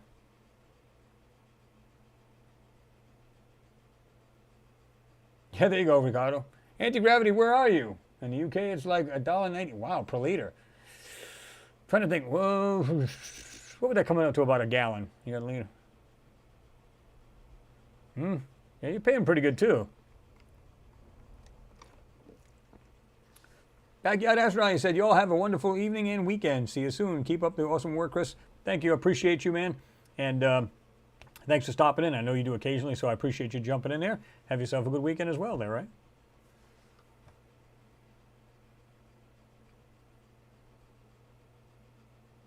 Renee V said 60 euros, we fueled 26 liters, almost 27. Man.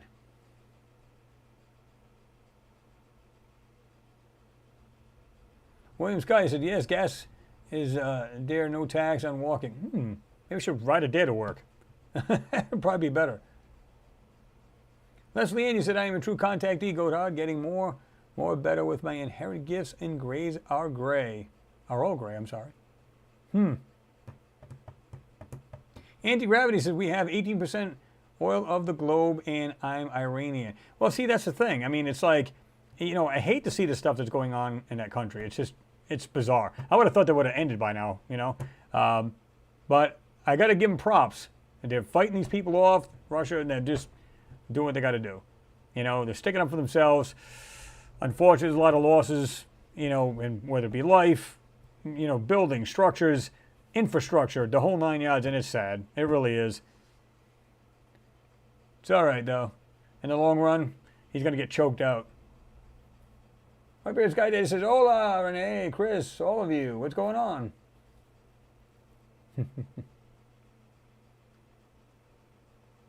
Gerda Bond is exactly. We need SpaceX technology on Mars pictures, not NASA.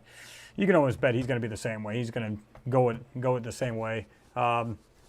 Just like we thought, hey, when China gets up on the moon, we're going to see some really cool stuff. Nope, worse than NASA. It's almost like they took a crash course of NASA and did theirs really even extra shittier. It's just, I don't know how to explain it. It was the worst piece of garbage I've ever seen. What was it, the Chang'e 4?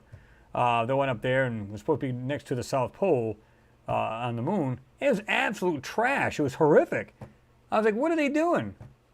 Unreal. John Shea, what's going on? He said, nice to be here. Glad you're here, John.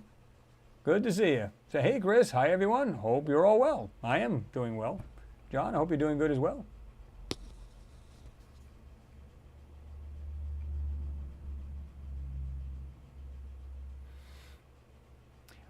Ricardo said, why is gas prices so high? Inflation and lack of production. I don't know if I'd go with lack of production. I would say they're trying to just make this the new standard. Now, will it rebound and drop down? Yeah, I think it will at some point. You're never going to see the lows you have been seeing, though. Because remember this, and I know it's like this around the world. People are like, we want more pay. We want more pay. Sure, we'll give you the more pay. What do you want? What's that? You making what? $10 an hour now? We'll give you 15. How's that? We'll hook you up. And then we're going to bend you over. What we're going to do is we're going to put up the gas prices, and then we're going to put up your health care, and why not just put up the food prices too? What the hell? We'll throw that in for good measure. So now you're going, great, I'm making $15. Well, it just got absorbed. Exactly. It's the same way they just give it to you real good. I remember when I had good health coverage at the other job I was working at, like I said, as a tool setter. Really, really awesome. Had top of the line, Blue Cross Gold. I mean, you walked in there, you were treated like people are bowing to you in the hallways. Oh, he's got gold. You know, but every freaking month or every 6 months it would go up. You get a pay raise. Well, that just got absorbed by your health care. Every darn time. Now, don't get me wrong. I was happy that at least matched it the increase because it wasn't more coming out of your pocket. It was just being matched. But you were like, yes, we're going to get a raise. And no, it's gone. So it's just a way to, it's just a way they just bend you over, you know.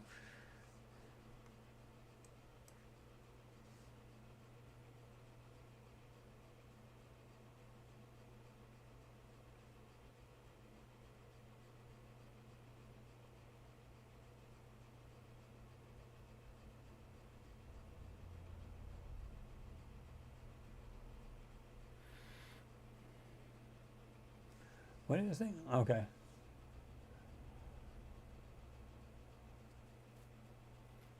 Colin Barry, the art wizards. He said, so much stuff going on. Just hide these things anymore. Yep.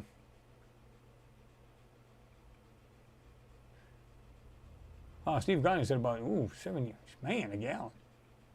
Yeah, you guys are paying.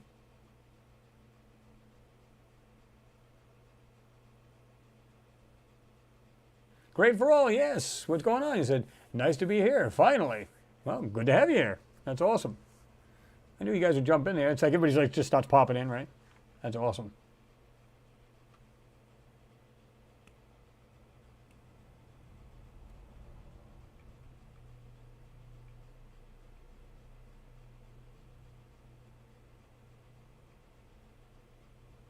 HE Media said, out. Huh.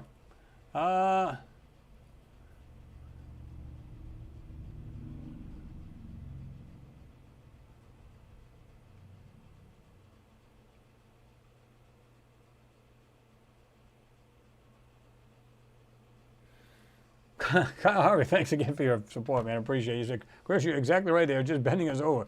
Well, like I said, every time you get ahead, you get pulled back in again, right? You're just like, what is going on here? You know? Like I said, I've been fortunate when I went from this job here.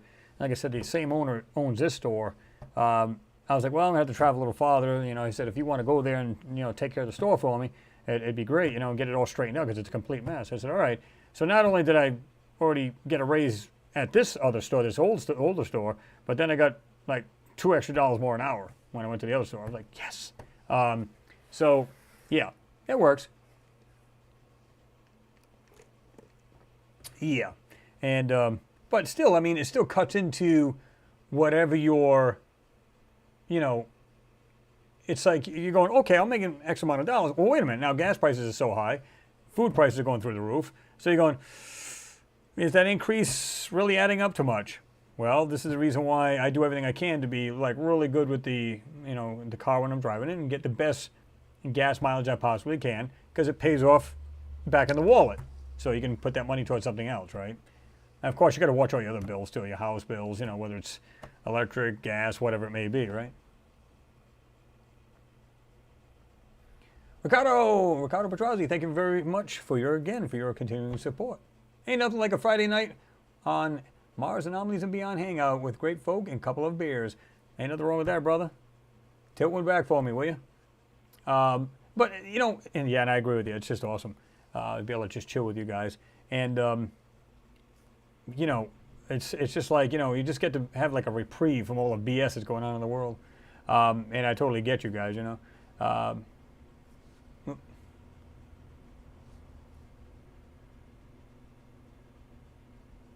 Richard M., he said gas in Japan is currently 50 cents a gallon cheaper than on, than on the U.S. Navy base. That's a first. Yeah. Well, again, I mean, I don't, usually, you know how the gas always just jumps up, right? Jumps up real high. It could be at 30 cents. And it just incrementally goes down. 10 cents, maybe 5 cents, 2 cents. It's like, what is going on here? They don't mind throwing it way up there. But again, I think what they're doing is just setting up the economy so people are going, sure, again, we'll give you $15. Is that what you want? Sure, we'll hook you up. Well, we're going to get it out of you one way or the other. We're going to take your money back, so it isn't going to matter. So, you know, and that's a shame. Because I know people, I've seen this, and just, you know, I've done like watching random videos, like watch like California. you know, you can see people talking about how their rents went, you know, maybe it was a kind of nice little studio apartment. It was probably $2,200 a month. They said, you know, 6 months later, they said, oh, by the way, the rent's going up from $2,200 to $3,500. We're not talking about $200 more. We're talking about, it goes up another grand, if not more. And it's like, people can't afford this. This is the reason why you go outside of Rodeo Drive, 2 blocks away from there, you got a tent city. You literally have people that are homeless. However, you also got doctors, dentists, and all these other professionals also living there. They're living in their cars. Why is that so? Think about it. It's like, is it the right way to live? No. Should you do that if you have to? Absolutely.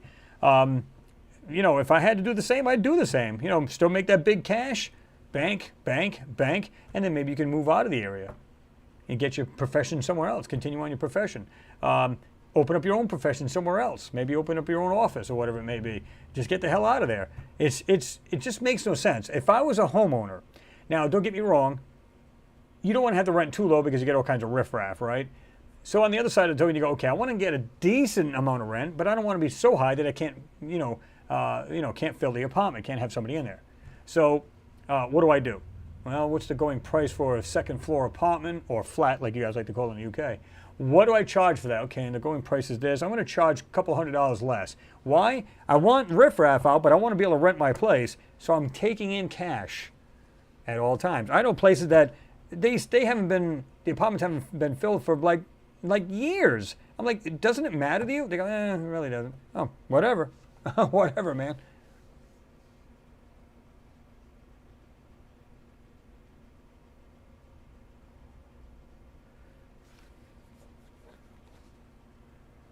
Team Brazil, what's going on? Good to see you there. $2 a liter, €2 a liter of diesel here in the UK. Oh my God, it's a nightmare.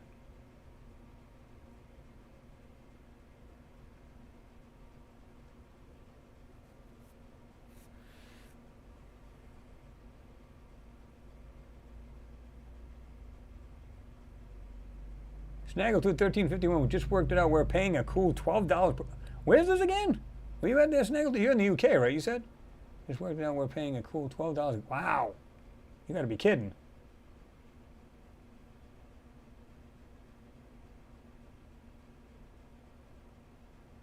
Yeah, exactly, Kyle. Yep. You're about right.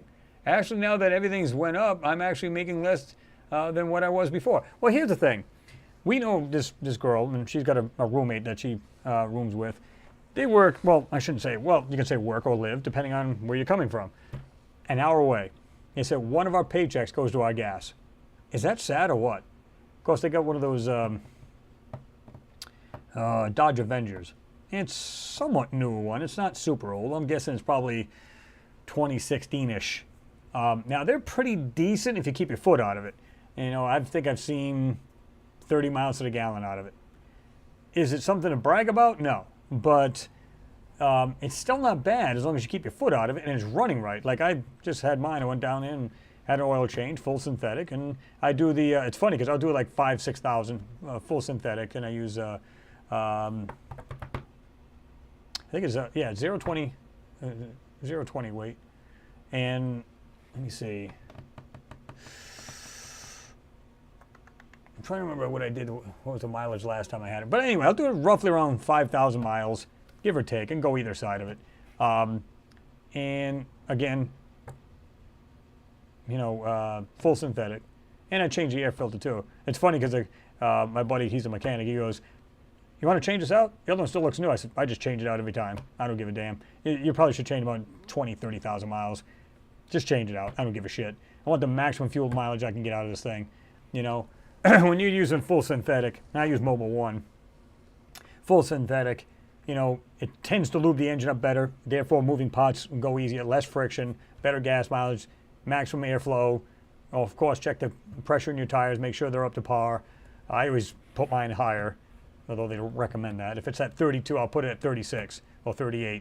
And of course, most of the tires now can handle anyway like 44 PSI up to like 55 PSI. Of course, you don't want to go that's just ridiculous. Good way to blow your tires out while you're driving down the highway. I've seen people do that. They don't take into account, they go, Well, let's see, the tire can handle 55 PSI. I'll go 50. I mean, it says 55. Well, they're not taking into account that during the day, and it's hot out, the tire expands. So it's no longer 50 PSI. Now it's closer to 55. And then you get friction from the tire on the road, further expanding the tire. So the next thing you know, they get a blowout. So I usually, if it was something crazy like that, let's say it's at 55, I'd go like 40. You know, I don't go stupid like that. It's if it's like, because like the SUV we have is like 35, from the factory, recommended 35 PSI. I go 38. I'm not overdoing it, you know. And the tires, I think, can handle 45 PSI.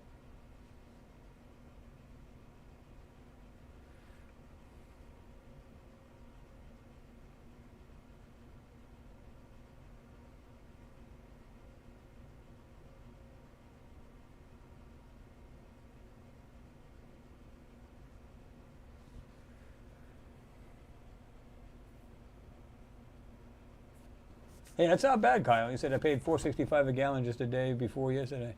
The one thing I like about Florida is this. It's a lot of it's flat ground. So if you're driving a decent car that's decent on gas, it's not bad. You can literally go at a good pace, just kind of chill, keep your foot, you know, just light on the pedal, just enough to keep up the speed. Just pinch that pedal, you'll do fine. My SUV says on the highway it's 30 miles per gallon. Driving to work, like I said, I've got one of those scan gauges in mine. Even though it has instant and average fuel mileage, the scan gauge seems to be a lot more accurate, and it changes quickly to more precise every time you just make a difference in that throttle. So I literally pinch that, stay at the speed, pinch the pedal, and I've gotten 32, just about 33 miles a gallon out of it. That's not bad for a small SUV that has all-wheel drive. That's not bad, right? Can't sneeze at that too much. My Ford Escape got 26 on a good day. Now I have gotten 30, 31, again, not going a bunch of hills and staying at a steady speed. You can do that. It has to be like optimum conditions though, you know? So, not too warm, not too cold. Richard M. said the same people warning you that there will be brownouts this summer, and in the same breath that tell you to buy an EV. Why did they think electricity came from? Well, I know. We were just talking about that earlier. Absolutely.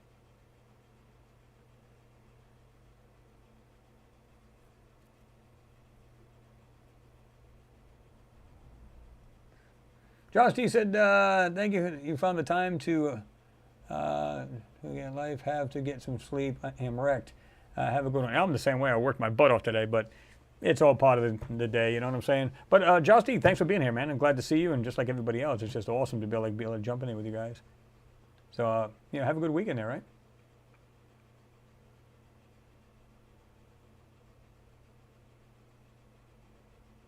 Ian Lang says, IPCC climate report revealed that the planet's temperature has risen in the last 15 years. Yeah, it just goes up slow increments, right? Kind of goes like this, goes up a little bit, and kind of drops down, and goes up a little bit more, and then drops down, and you know what I mean? It does this here. But keep in mind, too, it's like every 11-year cycle, when we have the solar cycles, every planet in the solar system heats up as well, right? And, of course, you will have, increase in temperature around the world anyway. But then when you start getting the 11-year cycle, solar cycle, it starts going up as well. Every planet does, in fact. And it's funny you guys are talking about cigarettes. You said there's a person over here. I think, what the heck are they paying for a package of cigarettes? It was funny. They were crying because I think one of these, I'm going to call them a general cigarette. In other words, it wasn't like a Pall Mall or like a Marlboro or something like that. It was some off-brand piece of shit. And they were crying because it was like, oh my God, I can't believe it's like $4.79 for these. I went, so I'm sitting in here and I'm listening to this, right? Another one come over and said this, this probably an hour or two later, wow, these things are really starting to go up. I said, man, I can't believe this. I said, you should be thankful. And they're like, why is that? I said, where I come from, in fact, a buddy of mine, he lives up in the Bronx, up in New York. Last time he told me, and this is years ago, $15 for a pack. $15. And this goes back probably 5-8 years at least. So, and even a regular, hell, it was probably $8-9 where I come from for a pack of cigarettes. So they're sitting there crying down here, oh my God, stop smoking. I would learn to quit in a hurry if I had to pay that kind of money. I'd be like, man, I love my cigarettes, but I'm getting killed both ways, both through cigarettes as well as financially. So maybe I should just do myself a favor. Kill two birds with one stone. Why not? You know? Just, if you have to wean yourself off them, do what you got to do.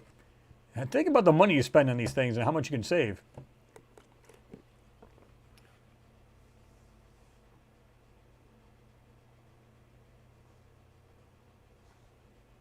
Kyle said, yes, Chris, it's very flat here. There's no hills. So once you get up to speed, pretty much keeps you there. Yeah. That's how you save gas. Not sure what you're driving there, Kyle, but yeah. Any car's going to be better just on a flat plane, you know.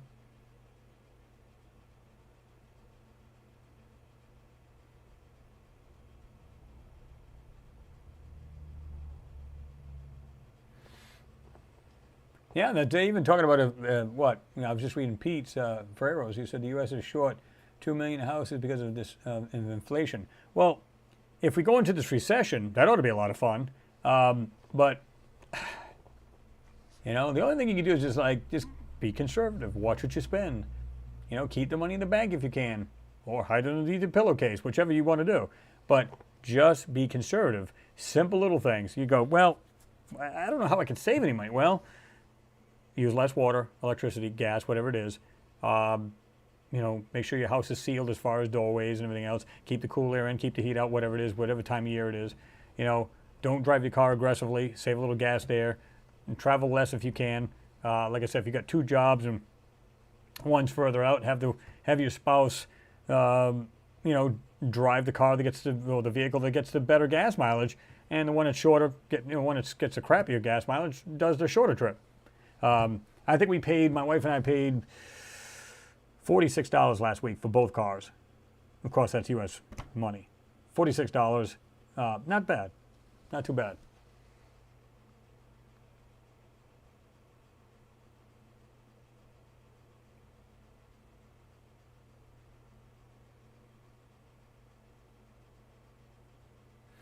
Richard Emmy said, by the way, we are overdue for a coronal mass ejection, or also known as a CME, on a scale of a Carrington event.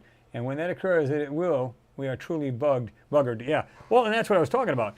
Because back in 18, what was it, 18, or was it 17? I forget what it was now.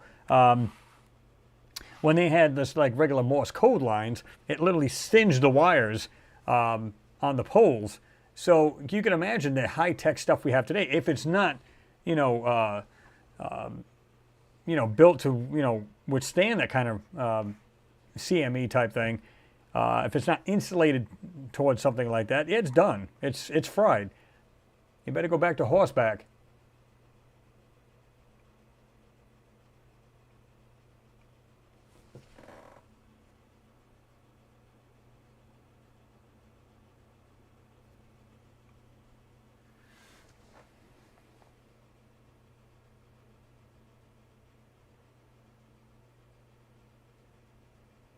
Snaggle says, I don't smoke here.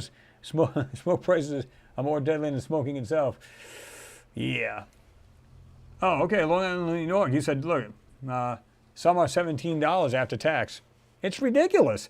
I would listen. The second it hit $9, $7, done. Yeah. Yep, Kyle. That's right. It's crazy. Would you not have given that up after that? I'd be like, I'm all set. I'm done.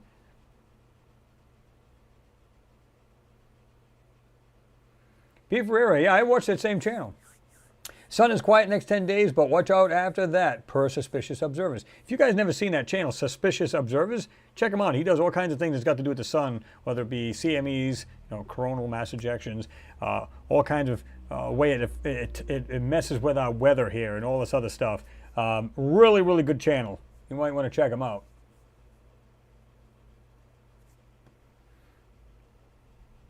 Neil Lacoste, he said, if you use lozenges or gum with nicotine, you have to follow the directions and use it correctly and it will work. Ricardo said, cigs, just like fuel in the UK, is mostly a sales tax, sometimes up to 80. Yeah, I know, that's what's crazy, right? So the state or county, wherever you live, they go, okay, we're just going to charge this much on state tax or whatever over the price of gasoline. So like I said, when I shouldn't say had, because I got my hybrid car, and like I said, because you drive that and you're trying to be more fuel efficient, we're going to charge you, instead of $50 every 6 months or every year rather, we're going to charge you $150. When I had the electric car, it was $200, not $50 like everybody else. So I was like, well, that's nice of you. So, you just want to give them the big, and just say, well, fantastic, guys, appreciate that. So we don't have to worry about the $200 registration fee now, and now it's just, $150 for the hybrid. But again, it's like being penalized. Like I said, there was these little subcompact Mitsubishis they sell. On the highway, they get 47 miles to the gallon. Are they being charged higher? Probably not. Well, you have a hybrid. What's that got to do with the price of butter? If they're using less gas than the average vehicle and saving money at the pump, why aren't you going after them too? It's not just about a hybrid thing. There's a lot of cars out there that get 50, 60 miles a gallon, especially in the UK, because you got turbo diesels, a lot of the turbo diesels, or just diesel and just regular diesel gets 50 to 60 miles to the gallon. What the hell? So, what's the deal there?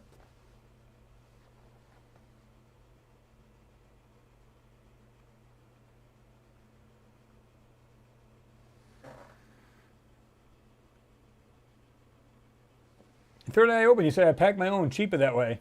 Now, I think you mean roll them, right? It's funny because my brother says he does that himself. He goes, you know why I do it? I said, why is that? He says, to punish myself for smoking. Instead of just having the easy way, just take it out of the packet and smoke it, because I have to roll my own. I said, good. He said, that's the way I punish myself. I was like, I guess. And whatever works. Pete Ferrero said, daughter filled up, cost $120 in Traverse. Damn, that's a lot of darn money. 786 Auto, thank you very much for your support, sir, as always. Good to see you in there, by the way. I didn't see you in there. I was going, Now, a lot of you folks have been like popping in there here and there, and that's why, sometimes this thing will jump out and I won't see you. So I don't know if you just popped in there, but I'm glad to see you, and I do appreciate your continuing support, as always. I do greatly appreciate it. So good to have you here. It's awesome. Let me see. Equalize, he said, EMP will be a killer of electronics, and people with basic knowledge of tracking, hunting, writing, survival will be the kings. Well, yeah, I mean, it's just, the way I look at it is, let's say everything gets burned up, and of course the grid goes down and everything else. If you're lucky enough to have anything that did not get hit by it, like I've got, like I said, my own solar charger, I can charge up small devices. The question would be, for what? I mean, you can't watch TV, because you can get one of those portable TVs and plug it right into I got the cigarette lighter or the 2 USBs. Okay. I can charge my phone. Wow, I got 100%. Who am I talking to? There's no cell sites that are up and running, unless they're insulated to that. You know what I mean? It's hard to tell whether those will be. Now, obviously, anything military will be. That makes sense.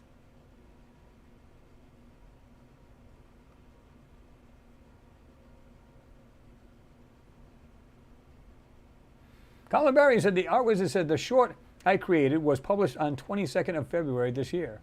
We'll be creating some astronomical paintings. We'll give you a mention on podcast proper. I appreciate that, Colin. That's awesome. That was just awesome of you to do that. Oliver Klein, what's going on? Says, hello all. What's going on? Good to see you in there. Dean Rizzo. I think it's time to storm the castle with our pitchforks. Get 'em! Get 'em! Yeah, isn't he cool? Ricardo, he said, I subbed to Ben, Suspicious Observers, now for almost 9 years. Yeah, he's a great channel. Richard M., he said, jets falling out of the sky, transformers burning, mass electrical outages, cars stopping, GPS satellites fried, etc. Yeah, I mean, basically throwing us right back into the dark ages. Pretty much, And people will say, oh, you don't get it, man. I got an old muscle car. Which is awesome. We all love muscle cars. We've talked about this many times. Love them. Absolutely love anything to do with that, right? I don't have to worry about it because guess what? I don't have any computers in my car. Well, that's true, but you're going to get shot in the face because somebody's going to want it. That's the problem. Yeah, you'd be king because you'd be like, ha, I can still drive my vehicle. but to a certain degree, because what happens when the car runs out of gas and the gas pumps don't work? Screwed there, right? I don't know if you guys seen this article too.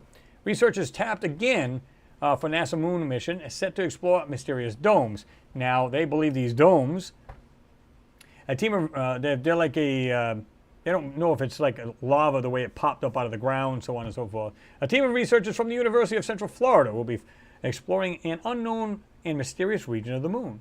Two UCF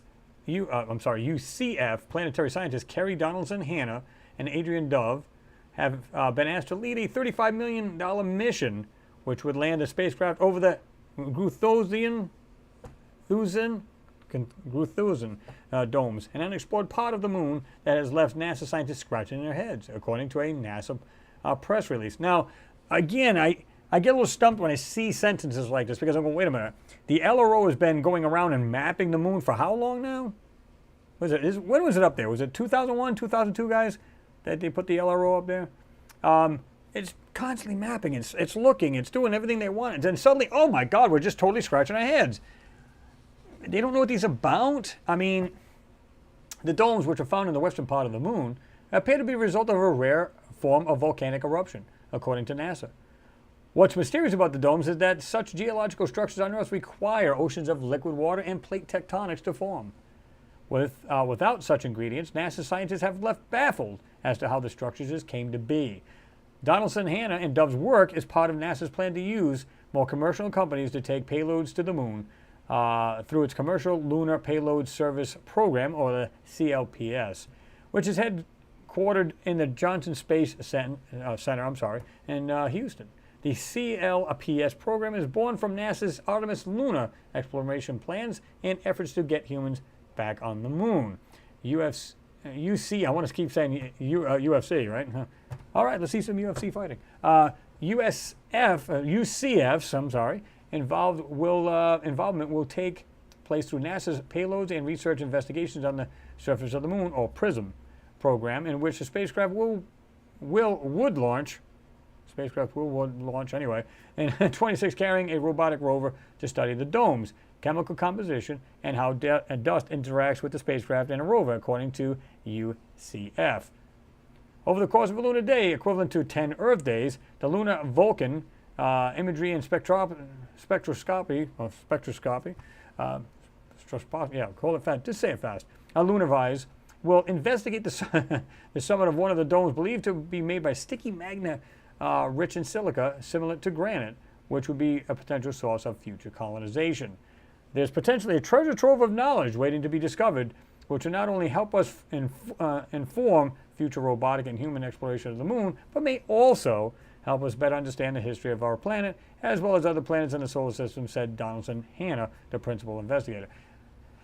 It's just weird how they say, well, we're just kind of scratching our heads. You would think they would at least, I mean, they probably wouldn't know the composition unless they clearly went there, but some of the ones, if you checked it out, the mysterious domes, and you look for it, and you'll see some of them, the way they point it out, it looks like actual craters and not so much of a domed area, right? Really weird. And of course, here it is again. This is what a little guide to lunar domes, and this is from Sky and Telescope. I'm trying to remember. Let me see something here. See if I can make this any bigger than do this. Lava bumps near Copernicus, right? Now you can see them. It's saying domes. You can see those. What I always found interesting, just the three of them alone, okay? Hortensius, right here. You've got the larger crater, right? It almost looks like it has a ring within a ring. Now, if you were to look at the one over here on the left, almost down in the middle of it, you can see another ring within a ring. And then there's a smaller one right over here, just south and east of that one. It looks like another ring within a ring. What is going on here? Let me do this. Let me see if I can't make this any bigger. Oh, yeah. Look at that. Let me just back up just to here because it's a little too crappy. But here on the left is a ring within a ring. You got the big one here, almost perfect. Almost looks like it has a shiny metal wall type inside it. Almost perfect circle. Looks like there's another ring within it. So there's like three of them that have these weirdness inside there, right? This one has this weird shape right here. I don't know if you can see that. I'll put it, I mean, it's not in the center of that photo, but I'm going to try to put it in the screen here, right here. has this weird shape. Now, I've done a video on this area. I know I have, where it had this weirdness here, this weird shaped object right here. And you can see how tall these things are, too. You can see the shadows, right? If we were to say this is the west on the left-hand side, you can see how the shadows are quite large, right? And these are pointy. But every time I see this particular area here, you can see it's like blurred out, like a purposely blurred out area. Where you can see most of it's pretty decent. I mean, you can see the decent detail, right? But what's funny was, again, on the left, you got this crater here with the inner ring. It looks like there's another center ring. There's like 2 rings within that crater. Really weird. And you get a straight gouge right here in the ground in the lunar surface. See that? Kind of weird.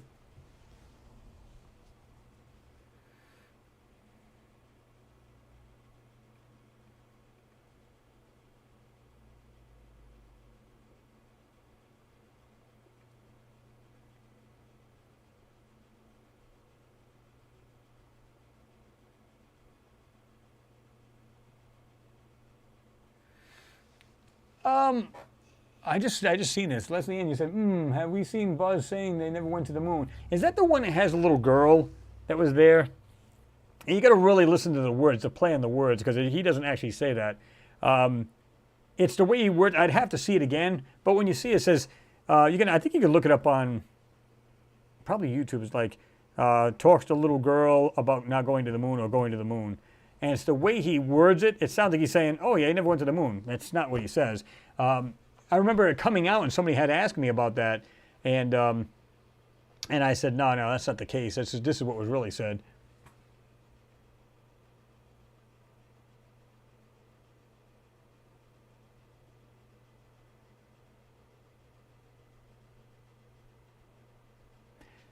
Pete Ferrero, he said, the lunar pics that are alive are deliberately shot in areas not of interest. Watching intently, nothing to see.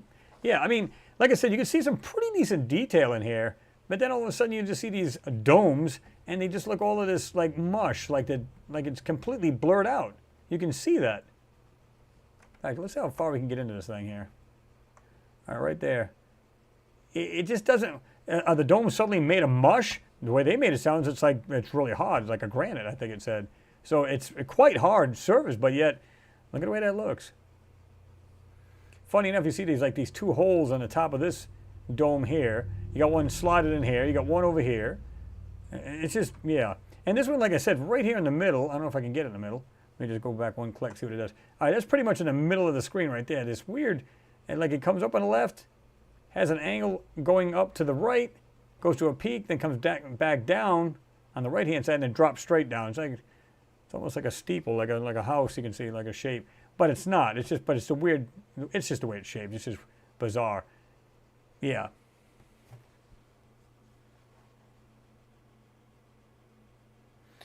Arrigo, he said, is NASA pretending to be baffled? I don't think they are. They just want to say, hey, by the way, there's another mission going.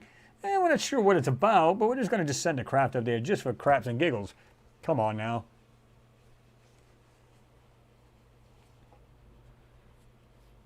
Whitebeard Sky Daddy says, I'm eating West Virginia ham salad, Chris. Oh, there you go. Man, you guys got to start talking about food. Make me hungry here.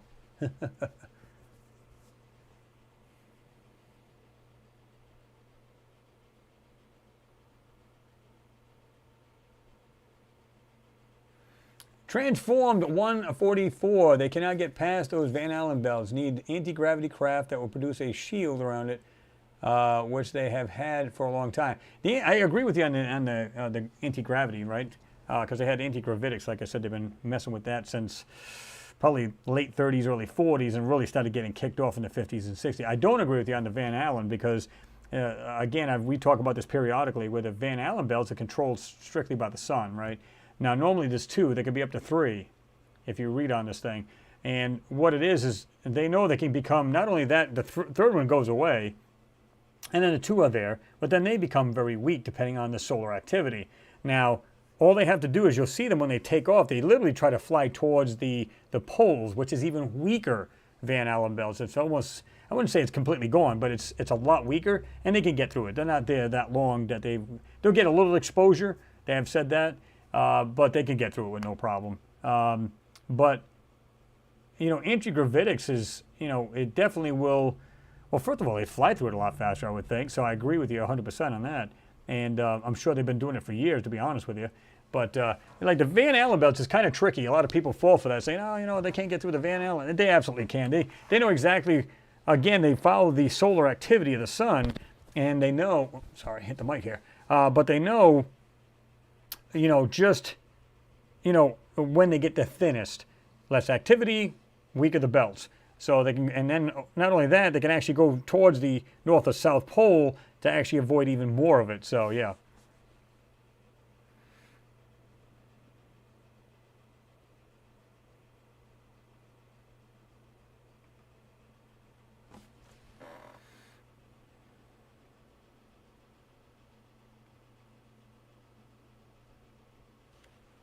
Hey, Tim Houston jumped in there. What's going on, Tim?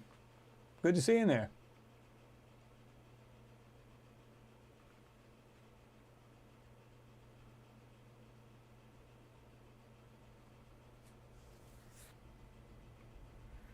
Oops.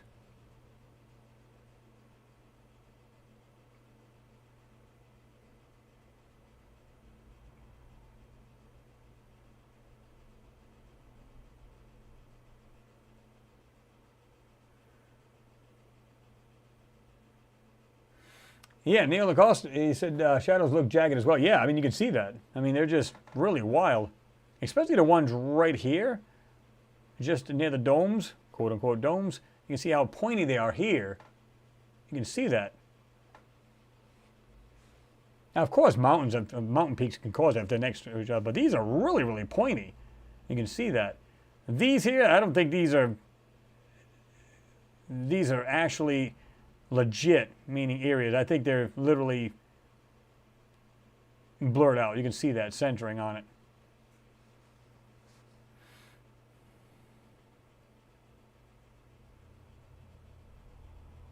Tony Introvert said NASA has lost the race. I'll tell you what, if they don't get their crap together, they're going to completely lose it.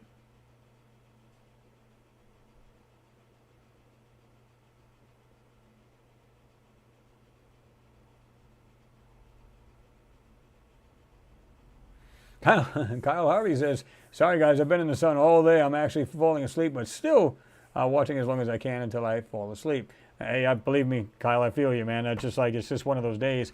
I've been like running all over the place today in my job, and it's like, it wears you out, especially if you're out in the sun, because I know what kind of work you do. It'll wear you out in a hurry.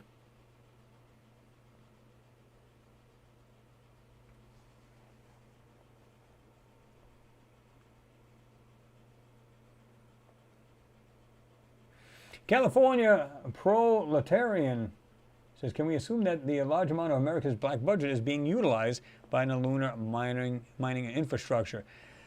I would say that. I'd say that'd be added. I also believe that they've been taking money from, we're going to use the term the vault, taking the money basically, and we wonder why we got this deficit that's out the ass. Like I said, what was it, like 2004, guys? It's like $8 trillion gone missing. And they're like, well, we don't know what happened to it. What do you mean? How do you misplace that kind of money? It was like $4 or $8 trillion. I forget what it was. It's ridiculous, right? It's like, they're just taking his money now. Like I said, back in the days during the Apollo missions, they were like, if the public wants to, help donate, it'll help get us off the ground, blah, blah, blah, blah. Now they're just taking the money. They don't care. They don't give a shit. Probably just print it out and hope it just, hope they can still spend it.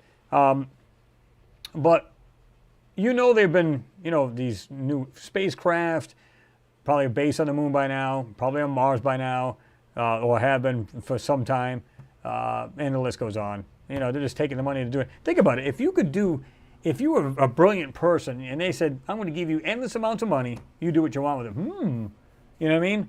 Get a team together. Hey, build me a spacecraft. I want something that can go to Mars or the moon. I want the ultimate camera on there. I want to go this low to the ground. I want to scope stuff out. I want to do this. Or can you build it so I can go? Of course, you take a lot of risk, but I'd like to be able to go. Okay, and you're like filthy rich. Trillions to spend. Oh my God. Leslie Ann Warren, thank you very much for your support. I do appreciate you. Oh, I'm blowing the kiss. That's cute. Thank you. I appreciate that. Gino Bernia, he said, sorry I'm late, I just watched the previous video of mechanical parts on Mars. Why is NASA hiding things if we went there to explore? Well, they're saying they're exploring for, you know, maybe building blocks of you know, microbial life, right? That was the original thing. Now that they're in Jezero crater, or Jezero, depending on how you want to pronounce it, now that they're saying, well, we're in this like ancient lake bed, and we're trying to see if there was life ever evident there, because you have all of this rivers and coming into this lake area. So we want to see if there's any life there that would tell us actually if there was actually organics, and if there was, organics. Was there anything else that fed off the organics? But you know, when we analyze these photos, we know for a fact it's BS.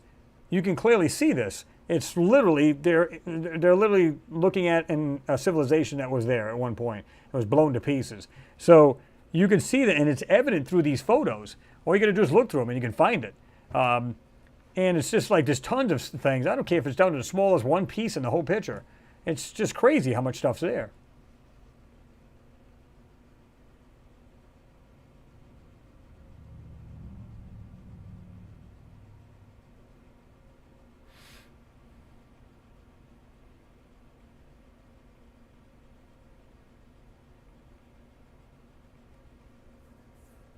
Marino, Rapan, what's going on?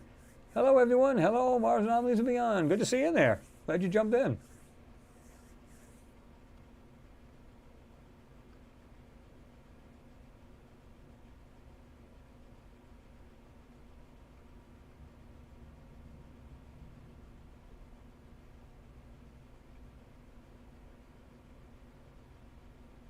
Steve Gunn, yeah, I know, I hear you. He said, hey, Chris, I'm missing the Antarctica vids. Yeah, I mean, like I said, we haven't made any, right? Heck, I'm lucky to keep up with these. But, yeah, I am trying to, like, figure out a way to just squeeze this sometime so I can actually do this. But like I said, I was totally honest with you guys. I said, listen, I can't tell you, yes, I'm these days and these days, because it depends on the day. If it's super busy and I happen to be there longer, then it throws everything off. I mean, if I promise you guys something, you know, and I don't want you guys getting mad. And the thing is, I'll get mad at myself because, man, damn, I promised these guys to do this, and I can't get to it. So it's not fair. So that's why I don't promise or just say that this is going to be a certain day we'll do this and right on here. I might be able to do 2 days in a row, and then it might be like a week and a half before I do another, or 2 weeks. I don't know. And the same thing with the live feeds. I try to do them, but sometimes just can't get it done, you know? Whoops. Let me get this there we go.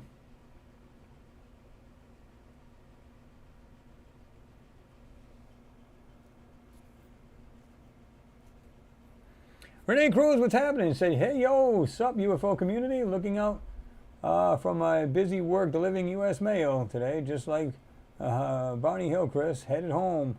Catch you on the flip side when I get to my pad. Eyes to the sky. Yeah, well, drive carefully when you're going home. Especially at this time of day, yeah. People just are off the deep end.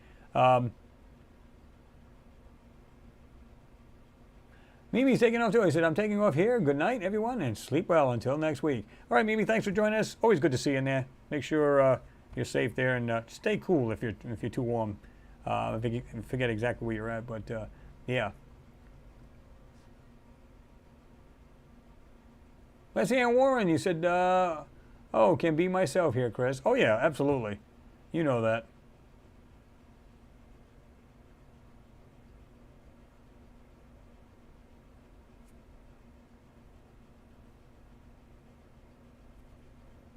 D. Tubin says, government is building space bucket for them when the fake aliens attack. Yeah, I mean, like I said, I think we're already having that now, right? Because remember everybody was saying, oh, you know, like, Mr. Greer, he was saying, oh, we're going to have this, you know, fake alien attack and everything. I think we're already getting that. You know, of course, they don't know where the spacecraft come from, right? We're not sure whether it's ours, maybe theirs, meaning outside the planet. But isn't that what we're getting now? Because they're saying, oh, they're flying over, you know, military places, aircraft, our warships, you know, stuff like that. And yet they don't do anything other than maybe being a little bit of a nuisance to our airliners, and we got to watch out for them and stuff like that. That makes sense. Other than that, what have they done? Can you imagine if they literally came here being hostile? Just imagine this for a moment. Take a plane out with no problem. You know, maybe blow up a military base. If they were literally evil, if it's from out there, other than Earth, they could literally do whatever they want to us, and we wouldn't be able to do a thing about it if it was alien. I'm not so sure it is. I'm 50-50 on the fence about it. What do you folks think? Do you think it's ours? And I think I've asked this question before. Or do you think it's from out otherworldly? What do you guys think these crafts are? Yeah, I had a feeling you were talking about that, Tubman. You said spell correction, bunkers. Yep, exactly.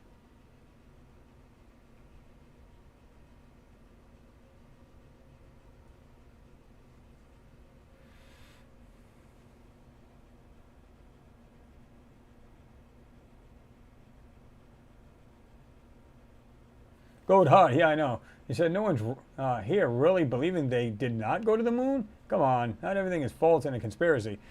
Yeah, you're right about that. Yeah, you can, like I said, you know, 100% we definitely went.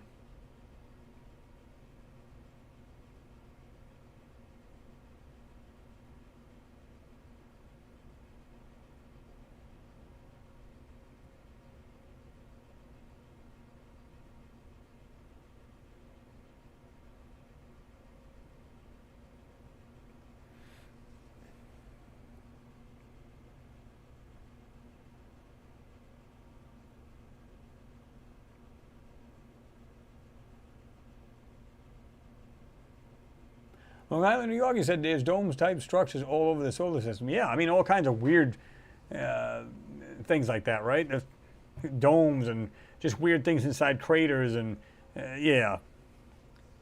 But see, people don't recognize it because they automatically assume it should be something that's built like we built. That's not entirely true. They could build something totally erratic that we'd go, why the hell would you build it like that? That doesn't mean it works. It doesn't not work for them. It probably works for them, but maybe it wouldn't work for us. Who knows, right?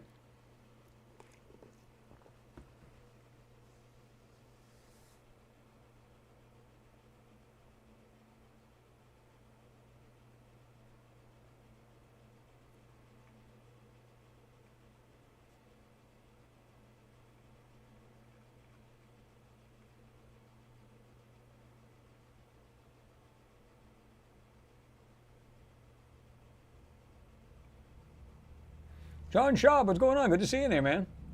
Say hi, Chris. Hi, all. Hello. What's going on, John? Glad you made it in.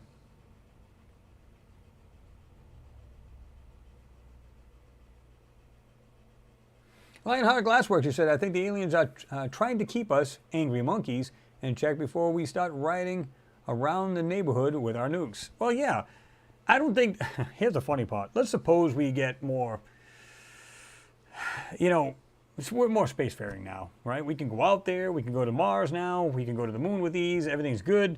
Can you imagine if they're keeping an eye on this, our civilization and what we're doing and where we're traveling, the second they go, oh, they're trying to war with each other out in space, they'd put a stop to that in a hurry. I mean, it'd be that simple to do, right? So I think they could easily do that. He said, Pete Ferreira says, aliens can shut down an entire planet with ease of EMP explosion. Yeah, why not? Don't even have to be an explosion. Maybe just point like almost like a dish type thing. Just right out just different sections around the world. Just do it and just knock out every country around.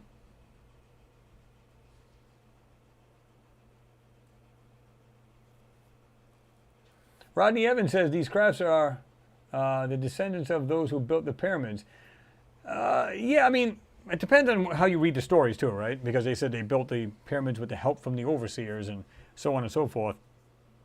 And the construction is just ungodly, right? The amazing feats that they went through to build these things are insane. So yeah, man did build them with the help from their gods or their overseers. So yeah, you read a lot of them stories, they are connected.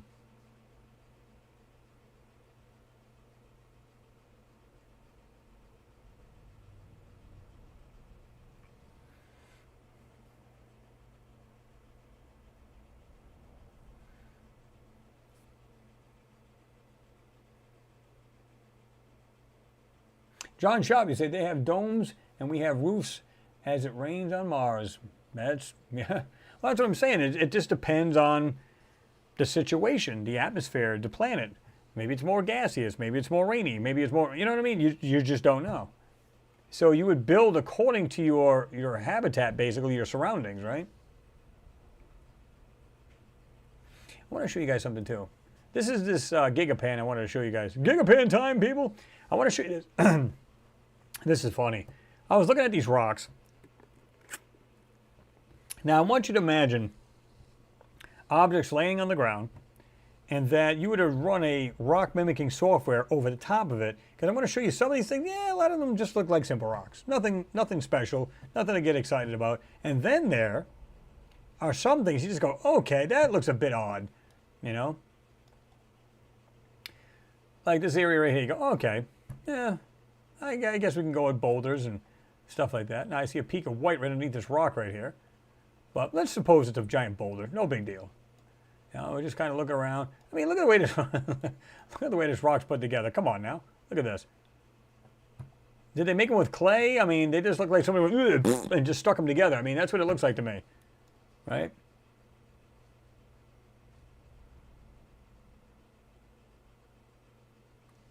All right, so there's another funky looking rock. Really? But as we go along, we'll take a look at some of these. Okay, that kind of looks like rocks to me. Nothing big. Look in the back and look underneath this rock. Looks like almost a half-round piece right there, sitting right there. See that? Okay. Look at this right here. What is sticking out of this rock here? Looks like Mickey Mouse ears. I mean, what's the deal here? Look at this. What the hell is that? Okay. This group of rocks right here. It's almost like, obviously rocks are all different no matter where you go, right? We know that. It could be lava rocks. It could be, you know, it could be granite. It could be soft stone. It could be, you name it. It could be anything of the sort, right? But when you look at it, you just look at it, you go, that doesn't even look real. Half of the shit does not even look real.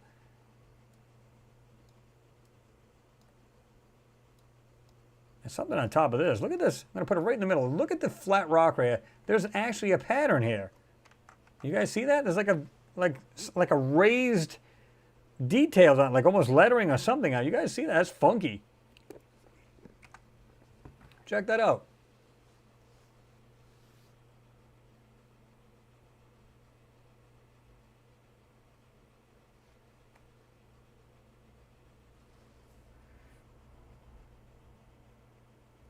Curtabana, she said, Chris, today it happened, the special session of the Brazilian Federal Senate about UFOs and ufology. It's available on YouTube if you're interested. Oh, cool. Yeah, I'll have to check that out. Yeah, I'm looking at this. This is crazy.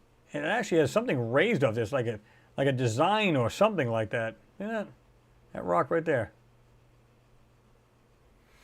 Interesting. And here's a stone toaster. Oh, I'm kidding. Kind of funky looking, right?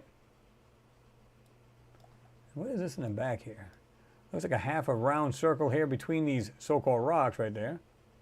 Something white piece, something sticking out of the back of that.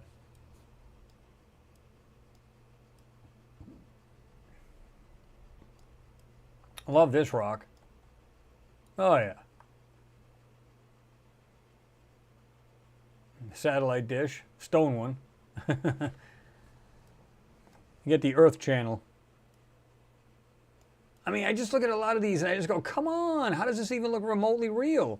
Look at the shape of this end of this rock. Right there in the middle of the screen. Check that out. You got a square piece to it. It looks like it has a hook right here. It comes down. What the hell? And it just gets a little bit more bizarre here. Looks like this one over here to the right is like a tombstone sticking out of the ground.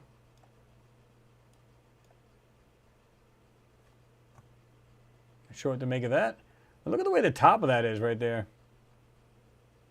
Right there. It's kind of goofy, huh? Terry Kelling, what's going on? Good to see you there, man. It's been a long time since I've seen you jump in there. And I appreciate your support. Thanks. Much appreciated. Good to have you in there.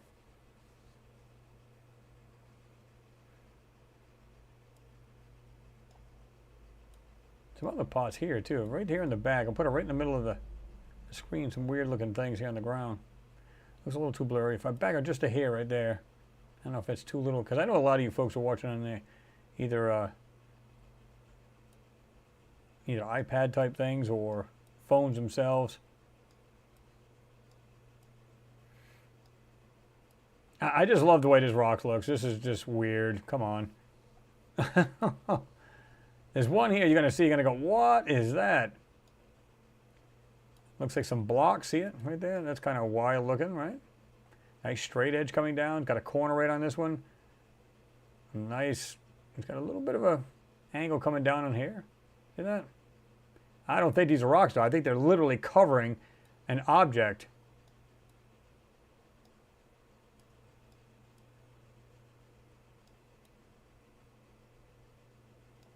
Look at this right here.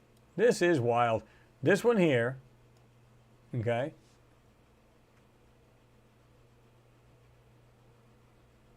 James Cragen says, Terry Kelly rocks. Yes, it does. Every one of you guys rock. Just awesome.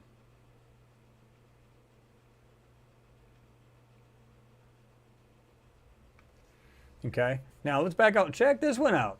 This is in the middle of it. How does that look natural to anyone here? I see that and I go, 100% that's not natural. Again, this is rock mimicking software that's being put over this stuff. And let's even go, let's say there's too much of a conspiracy. Let's just say maybe it's encrusted. But if that was the case, we wouldn't see these fine lines on these rocks. Look at this. Okay? I think what this AI does is it tries to get into every crevice of these objects that are on the ground, and that's why you see these weird lines in it, but you can't make out what it really is. It just appears most of the time as a rock, right? This one looks like it's got a hook in the front of it. You guys see that? Right there. I'll put it right in the middle of the screen, right there. Almost looks like it's got a hook or some kind of protrusion of rock. We'll call it rock right there. But you can see the way that looks. Oh, it's a stone ship. Oh. But check this out. It looks like it has this round circle piece here. I'm going to call this the front. It almost looks like a small boat. But you have like this small round piece, and it looks like another one right here on this corner, if you want to call it a corner. See that?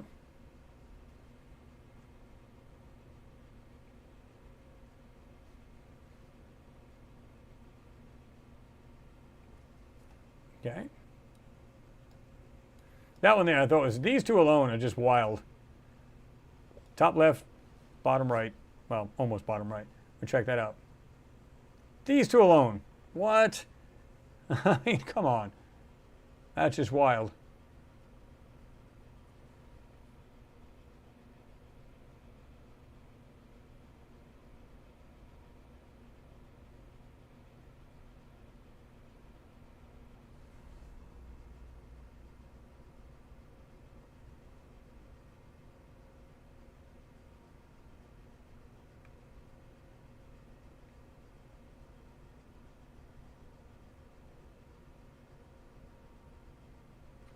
Okay. I was just checking the comments here.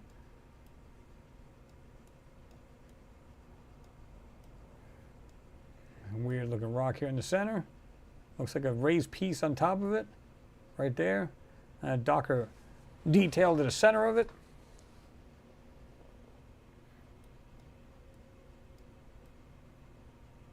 Looks like you got almost like a round disc or something like that. It's like a dark gray, almost like a disc type shape right there. You see that? Put it right there in the middle of the screen.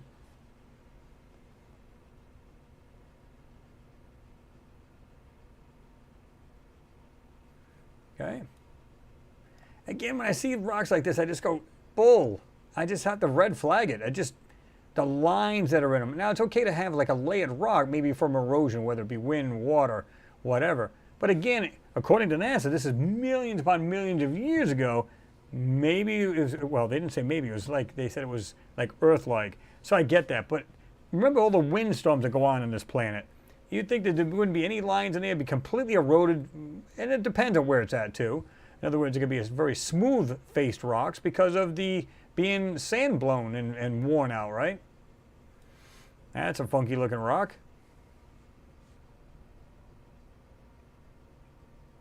DJ Lazy Lion, what's going on? He said, how do you know for sure they messed with the photos? Well, if you watch the last video I just done, where I can actually show you, if you get into raw parts of these photos, they call them plates. If you get into these raw plates, you can literally see where they put like these, like almost like squared blurred areas, and they can click, click, click, click, click, click. They can put it all over any part of that photo they want to do, or just overlay the whole photo, the whole original photo, to block out what they don't want you to see. Just check out the video and you'll see what I'm talking about. It's so evident, but when you look at the normal photo, you don't see that. You just go, what are you talking about? This looks like a landscape. It looks like a Martian landscape. Look at it more clearly, and the last one I did, it literally has mechanical parts laying in front of that rover that's taking the photo.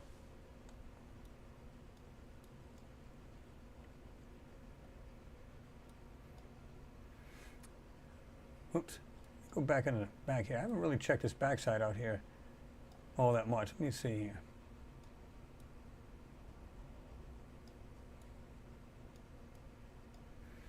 I got a kick out of this ridge line of the rocks. Look at this. Almost looks like a wall. If you look inside right here, check this out. Like a square within. It's almost like the way the ancients built a wall. They like had cutouts, and then there's a block inside that cutout. See that? Right there in the middle.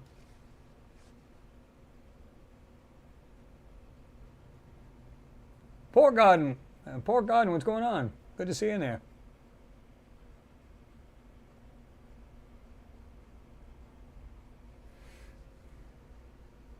We can follow this wall all the way across. We'll call that a ridge line or ridge to the mountain. We can do that. But check these out. It almost looks like these bricks like kind of laying on top of each other. See it like that? Kind of leaned onto each other. And you can see a space right here between them. Almost looks like two bricks are just laying right on the side there. See that? Now, is it bricks? It's pure speculation here, folks. But that's the way it would look if you've seen it on Earth. That's what it kind of looks like.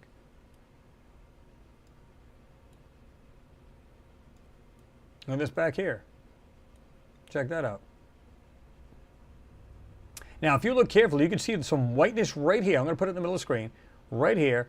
Right inside. A little bit of white right there. And a little, just a tad of white right there. This is being covered up.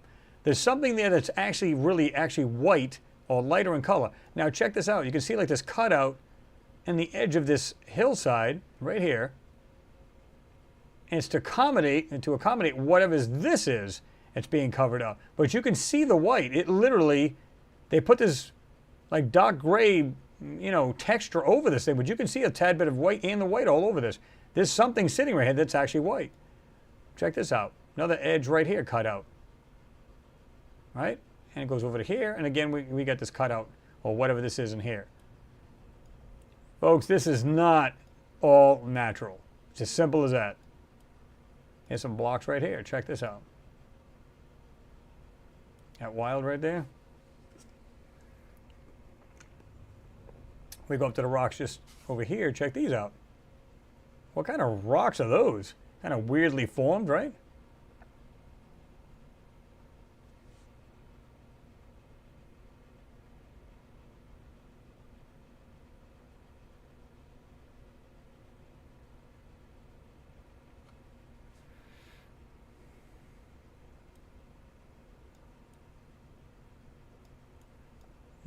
More wildly looking shaped rocks.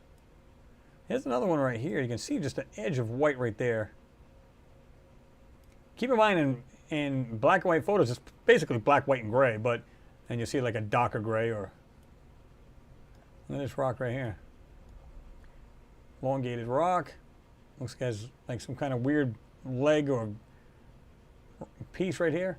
Look at that. It almost has, hey, look, it's a ladder going up inside it. You can see the 1, 2 right there. Pretty interesting, right?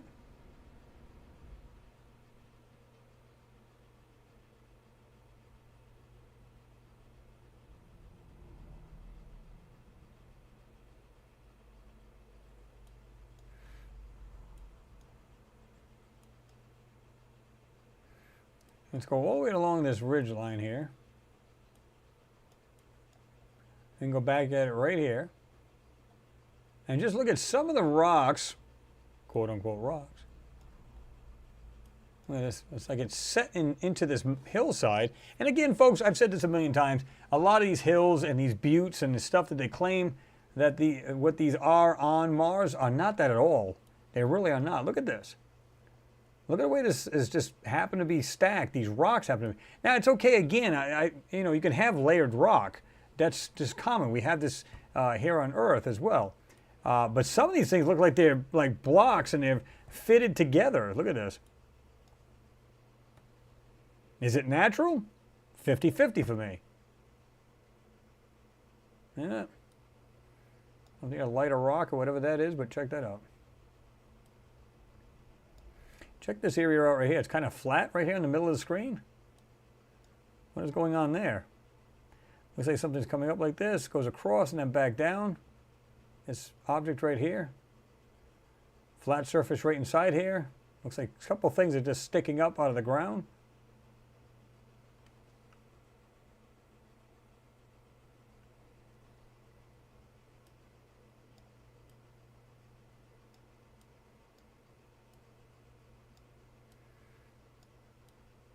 I mean, we have to admit, sometimes rocks are just a rock, right? We get that. But some things are just out of place and they just don't look right at all. Not sure what that is. Well, notice how the shape of this thing, right here in the middle of the screen, you got, kind of goes straight across, comes down, looks like it has like a small hump to it type thing, shape, and kind of does the same thing on the back. There's like 1, 2, 3 pieces right there. White or rock or whatever that is. It looks like a 3/4 of a round circle right there.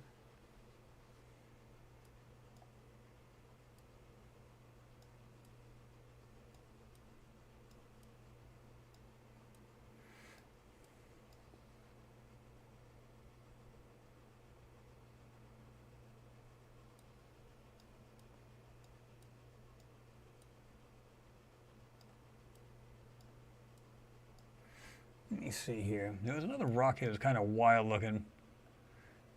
Kind of looks like a funky looking rock right there. You know, it's funny. I've seen rocks when you look at them from a distance. You go, ah, that's just a rock. It's no big deal. The second you zoom in, you either see something sticking out of it, or it's almost transparent, meaning it's been drawn over, or again, we use the term rockified. And it's a rock mimicking software. They can literally go over anything and turn it into what looks like almost like a rock. It takes the shape of it and then fills it in with a weird texture, and it makes it look like it's simply a rock. And most people will overlook it until you really get into it. What is this right here? Check this thing out, right here in the middle of the screen. That's kind of wild looking, isn't it?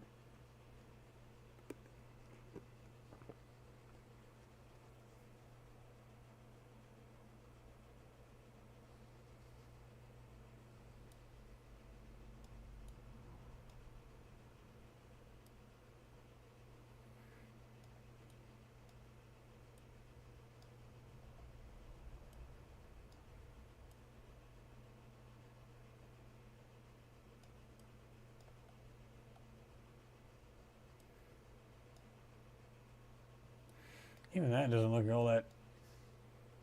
I mean, we're going off in the distance now too, so it's gonna be not gonna be the clearest thing, right?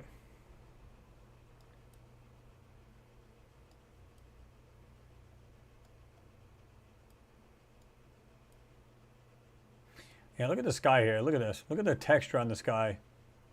Not real. Not real at all.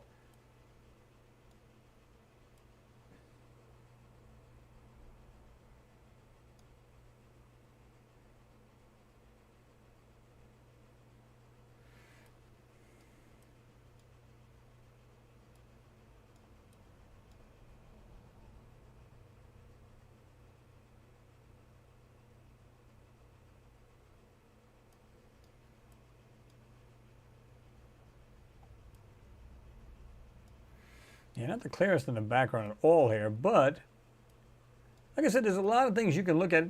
You know, they look pretty much normal, like I said, until you get into it. And then there's like what looks like ornate pieces that you just look at it and just go, okay, yeah, I got to draw the line what that looks natural and what doesn't.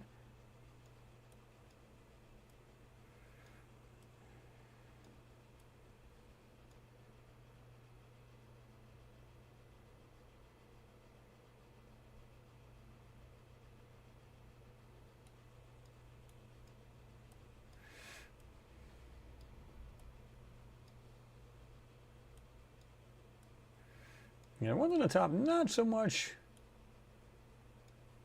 But down in here, just I said, I don't think, to be honest with you, it looks like part of this area has been blown to pieces, right? Because you can see this whole area right here. It almost looks like there was something there in this whole valleyed out area. See this right here?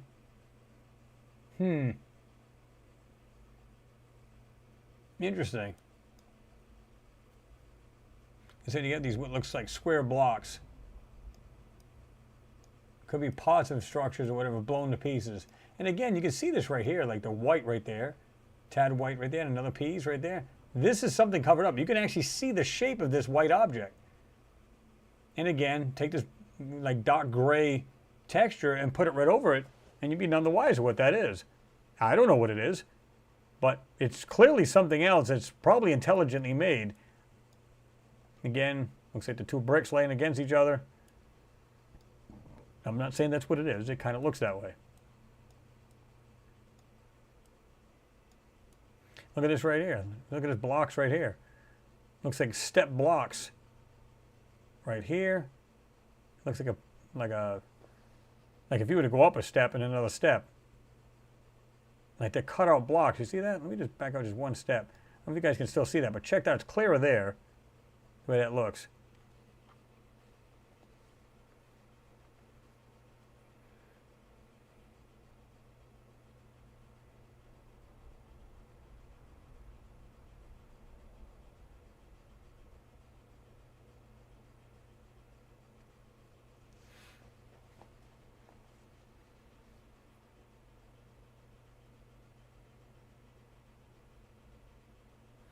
What's going on, Ian? Didn't even see you jump in there. He said the lie is different at every level. It's not like everyone at NASA is on the cover-up.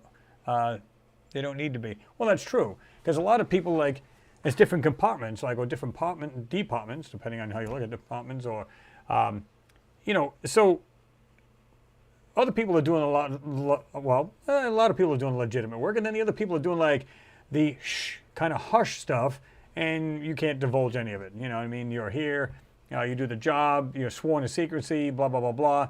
You know, I think they went, remember when they started going to, and we talked about this before Curiosity, near the end of Curiosity, of course it's still going, but it's like within what? I would say within a year, they started doing this weird texturing on these photos and actually showed you the difference in the two. From the texture now I should say the texture now, and what it was back then was two different textures. And somebody had asked me, hey, you think it's going to get better once they sent the other over? I said, nope, they're going to be using this texture, and they're still using it. So they probably said, well, we're going to put up a lot better camera on this thing. We need to just still block this out any way we can. And that's what they went with.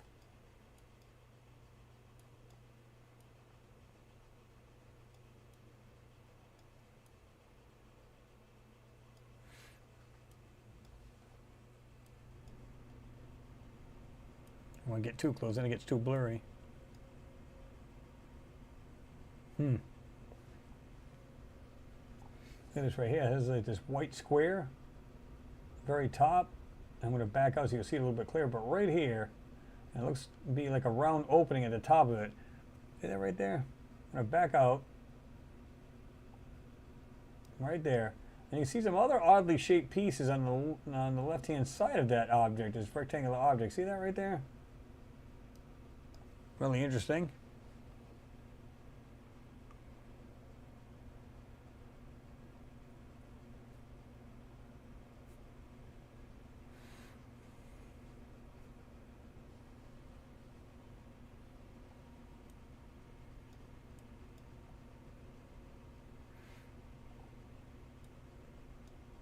You can see the texture they're putting on these right here.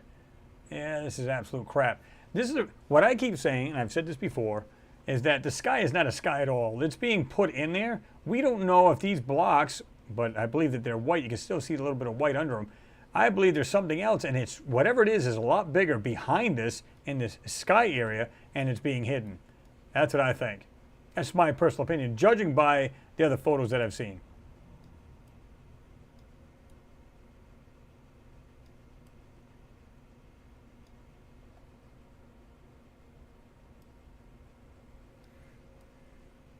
Is that weird looking piece here into this rock, or between these rocks. Right there. You want to see it? Just get up real close and personal with it.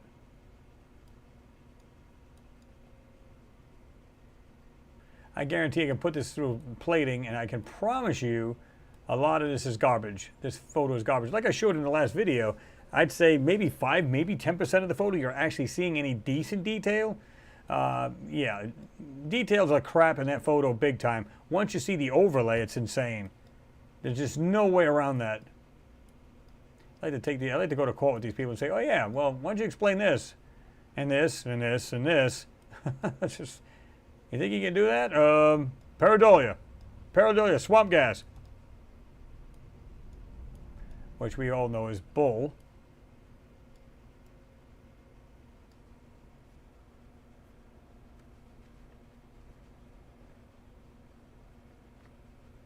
Mick, what's going on? Gustafson. Hi, Chris. Hi, everyone. Hi, Chris. Love you. It's all good to be here. Been a while. Yes, it has. Absolutely.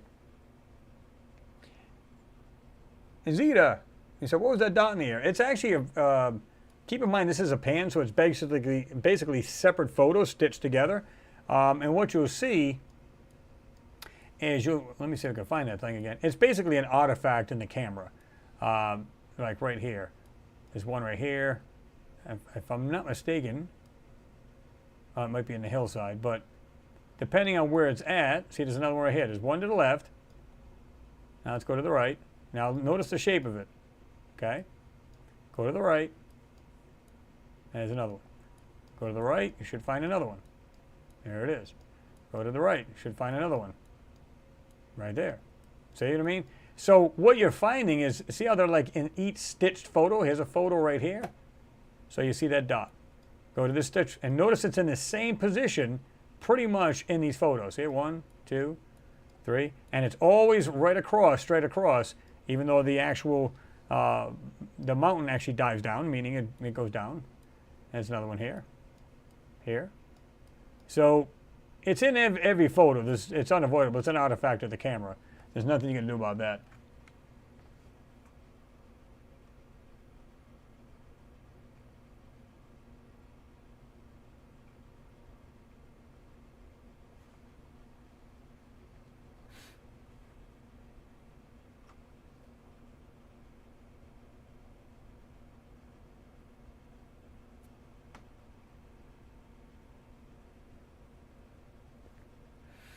Metalhead, you said, I think I have pareidolia. I see faces all over the place in this photo. See, a lot of people actually do that too. For some reason, they see that.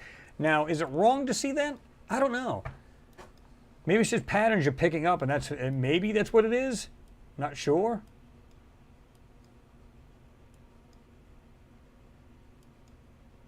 I know a lot of people say, oh my God, is the pipe you guys were talking about earlier? There's one right here. It looks like something right here. It's a whiter piece sticking right out of the ground. Right there. It's pretty cool.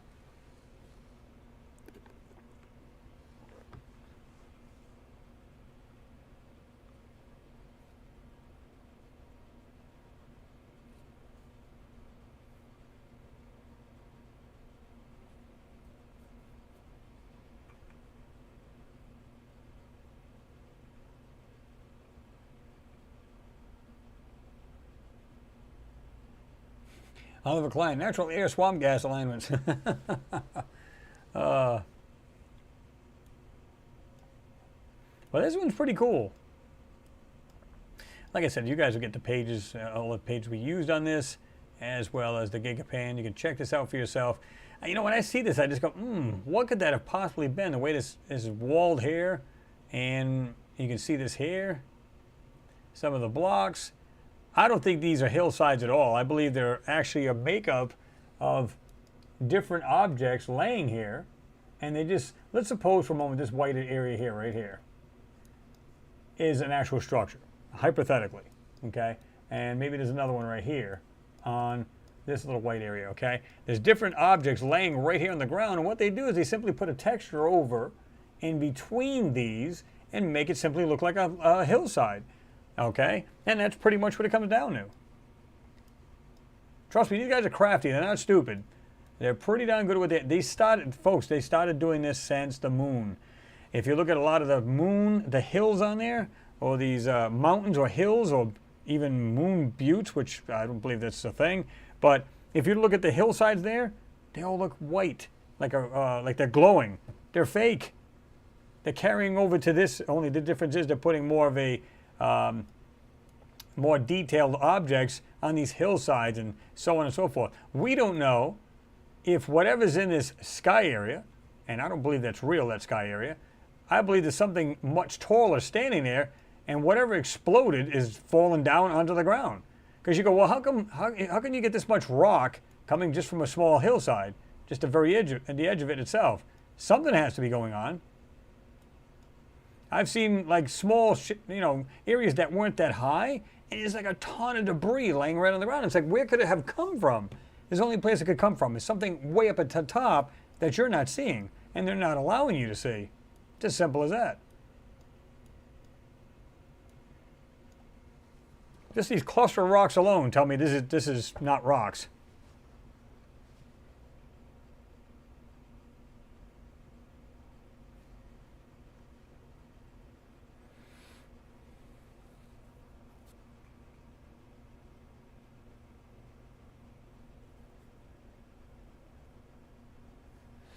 Ricardo, good point. You said maybe there's a fine line between pareidolia and paranoia. However, there are genuine things that will resemble recognizable objects the brain will identify. And exactly. It's just some things you just, like, again, this rock, dead center. What? Clearly that thing it's an object, and it was made to look like rocks. Look at it. And the one on the left here as well. So I'll put them right there. Right, like that. Yeah. Yeah, pretty interesting gigapan, folks. I like those.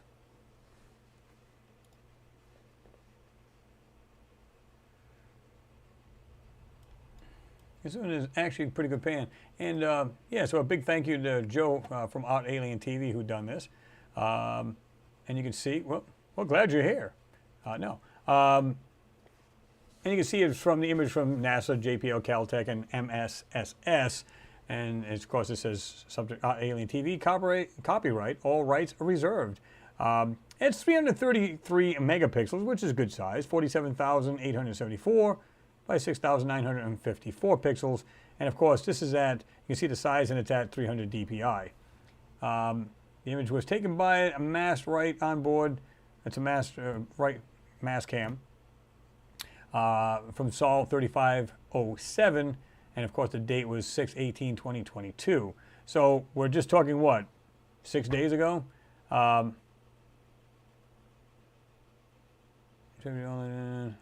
it's pretty cool. So we can thank Joe for that, for putting this gigapan together. Sometimes it takes a little bit of work to put these things together, make sure the balance, light, and everything else.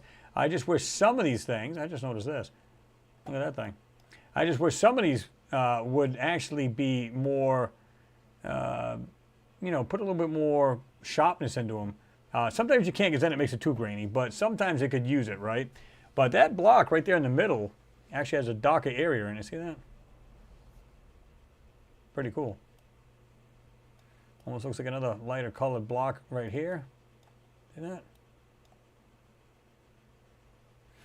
This thing too, what is this? Right here in the middle. Back out just a hair. Check that out. Again, we get the lower right, one over here on the left. These blocks, these weird funky looking blocks there.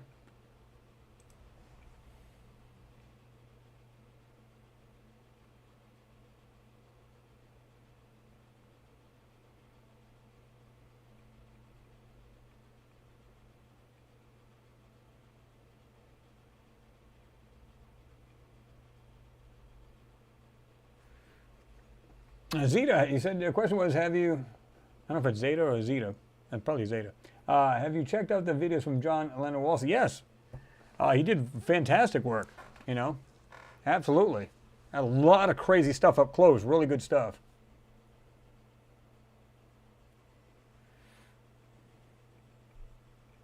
Tony Introvert, you can see it better when you smoke the weed, seriously, no joke. It's like, dude, I see it too. Oh. Marina says, no need to smoke. I hear you. It's just plain as day. You really don't have to do that, right? Yeah, you don't want to be tripping. You just want to actually see the actual thing, right? But yeah, really, really cool stuff. Interesting.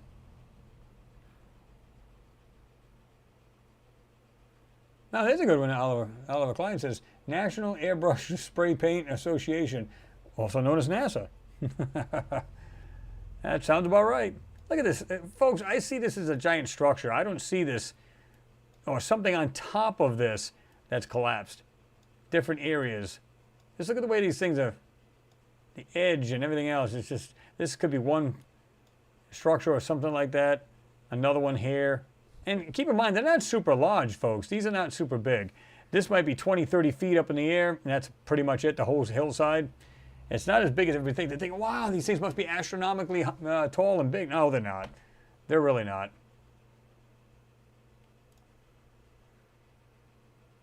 Yes, folks, it's become that time. Got to say goodnight to everybody. But it was pretty cool. We got, what, 3 hours in? That's awesome. Never admit space anomalies. Pretty much, Steve. You're right about that. Oh, man, how time flies. I got to actually get ready for bed because I got to work in the morning. I got to get up at 5 in the morning again. Hopefully the day will go quick and I won't have to be there all freaking day. But it is what it is. We got to do what we got to do to make that scratch. You know what I'm saying? But I'm glad everybody's here tonight. It was just awesome. Valeria and the Mac 3 just jumping in there. Unfortunately, we're just jumping off. I don't know if you were in there earlier, but so yeah.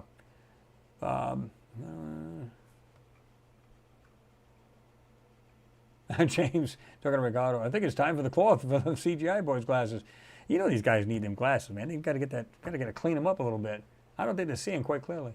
Renee V said last night I watched the Planet Parade, a channel of Dutch boy with an astral forum with Mars, plenty of good in the scoop water over the planet. Huh? Imagine that.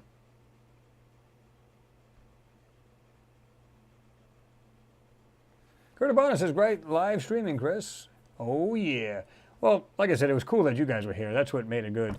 And if you haven't hit the thumbs up, please do so. I do appreciate it. I think I got like 168. Let's bang this bad boy up there. Let's go for the 2. I appreciate it, Ricardo, and I like the way you guys do that. For some glass cleaning solution to go with the cloth James donates. That's awesome. Appreciate you guys, man. That's awesome. They definitely need it. Like I said, I think, is it me or they? I think what they're doing is they're trying to phase out the CGI department. Why? You can do it with AI. You won't even need the people to do that. Now, you don't have to, there's less chance of anything being leaked out or somebody becoming disgruntled and say, well, I'm the one who used to doctor those things up and blah, blah, blah, blah. So they kind of move them along in different sections of the either JPL or NASA or whatever. And they let AI take over and do it. Think about it. They go, well, we got it pretty much down pat, so now we just let the AI do it and we're good. We don't even need them anymore. So think about it. It's like anything else. You literally, well, it's like going to the store and you see these self-checkouts as opposed to a person cashing you out, right? Pretty much the same thing.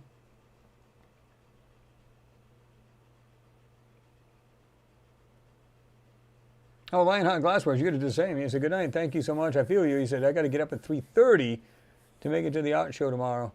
Yeah, but at least you're doing something fun, right? I mean, are you doing something in the show, or are you just kind of like, you got to go there and help out over there? James Cragen. Yeah, these boys, they need a lot of cloths. But I appreciate you guys. Chris, a big cloth for the CGI boys' glasses, man. Thank you very much. I always appreciate it, James, and everybody else who's helped and always supported the channel. You guys are awesome. Big thumbs up for you guys.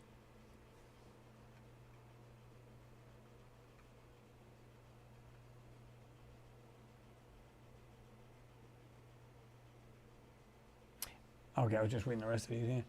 Cordobanus says, CGI, I thought about that.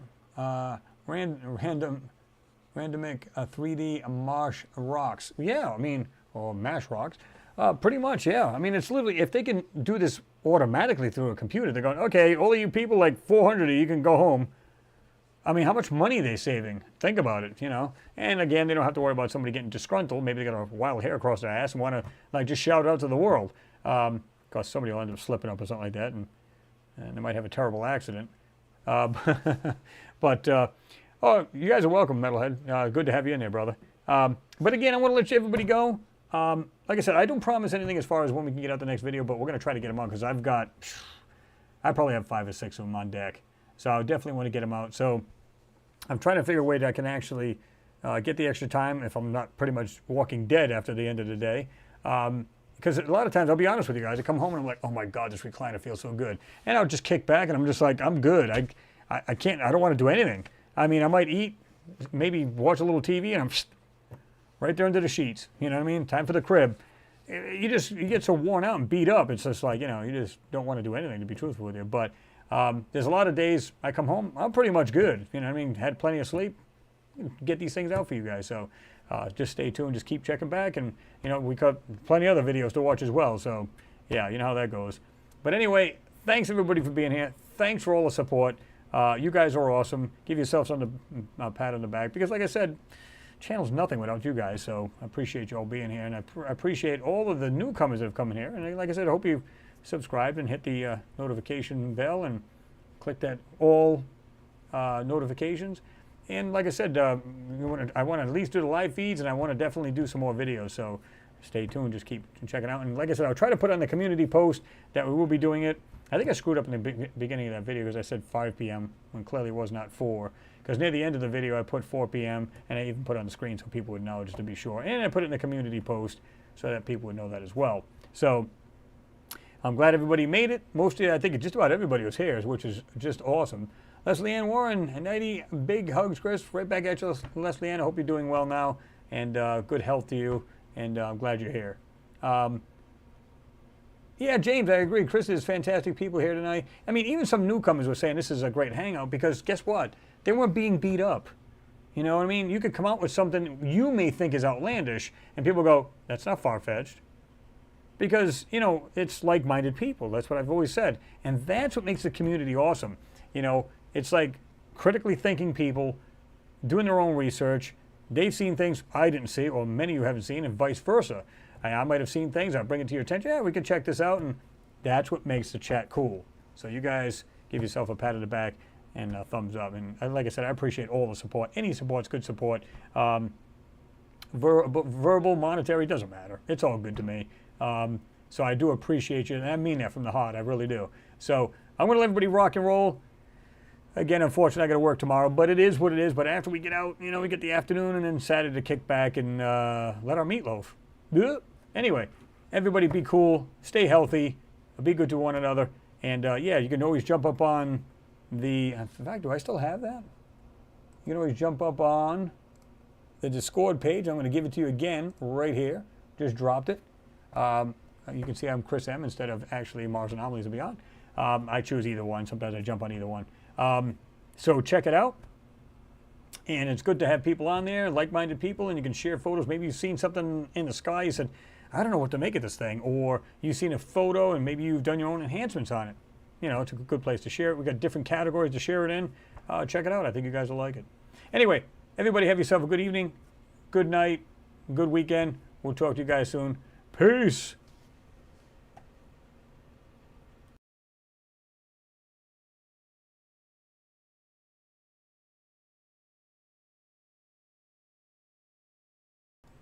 And by the way, I'll keep it on to about half past the hour. So my time is 7:30 Eastern.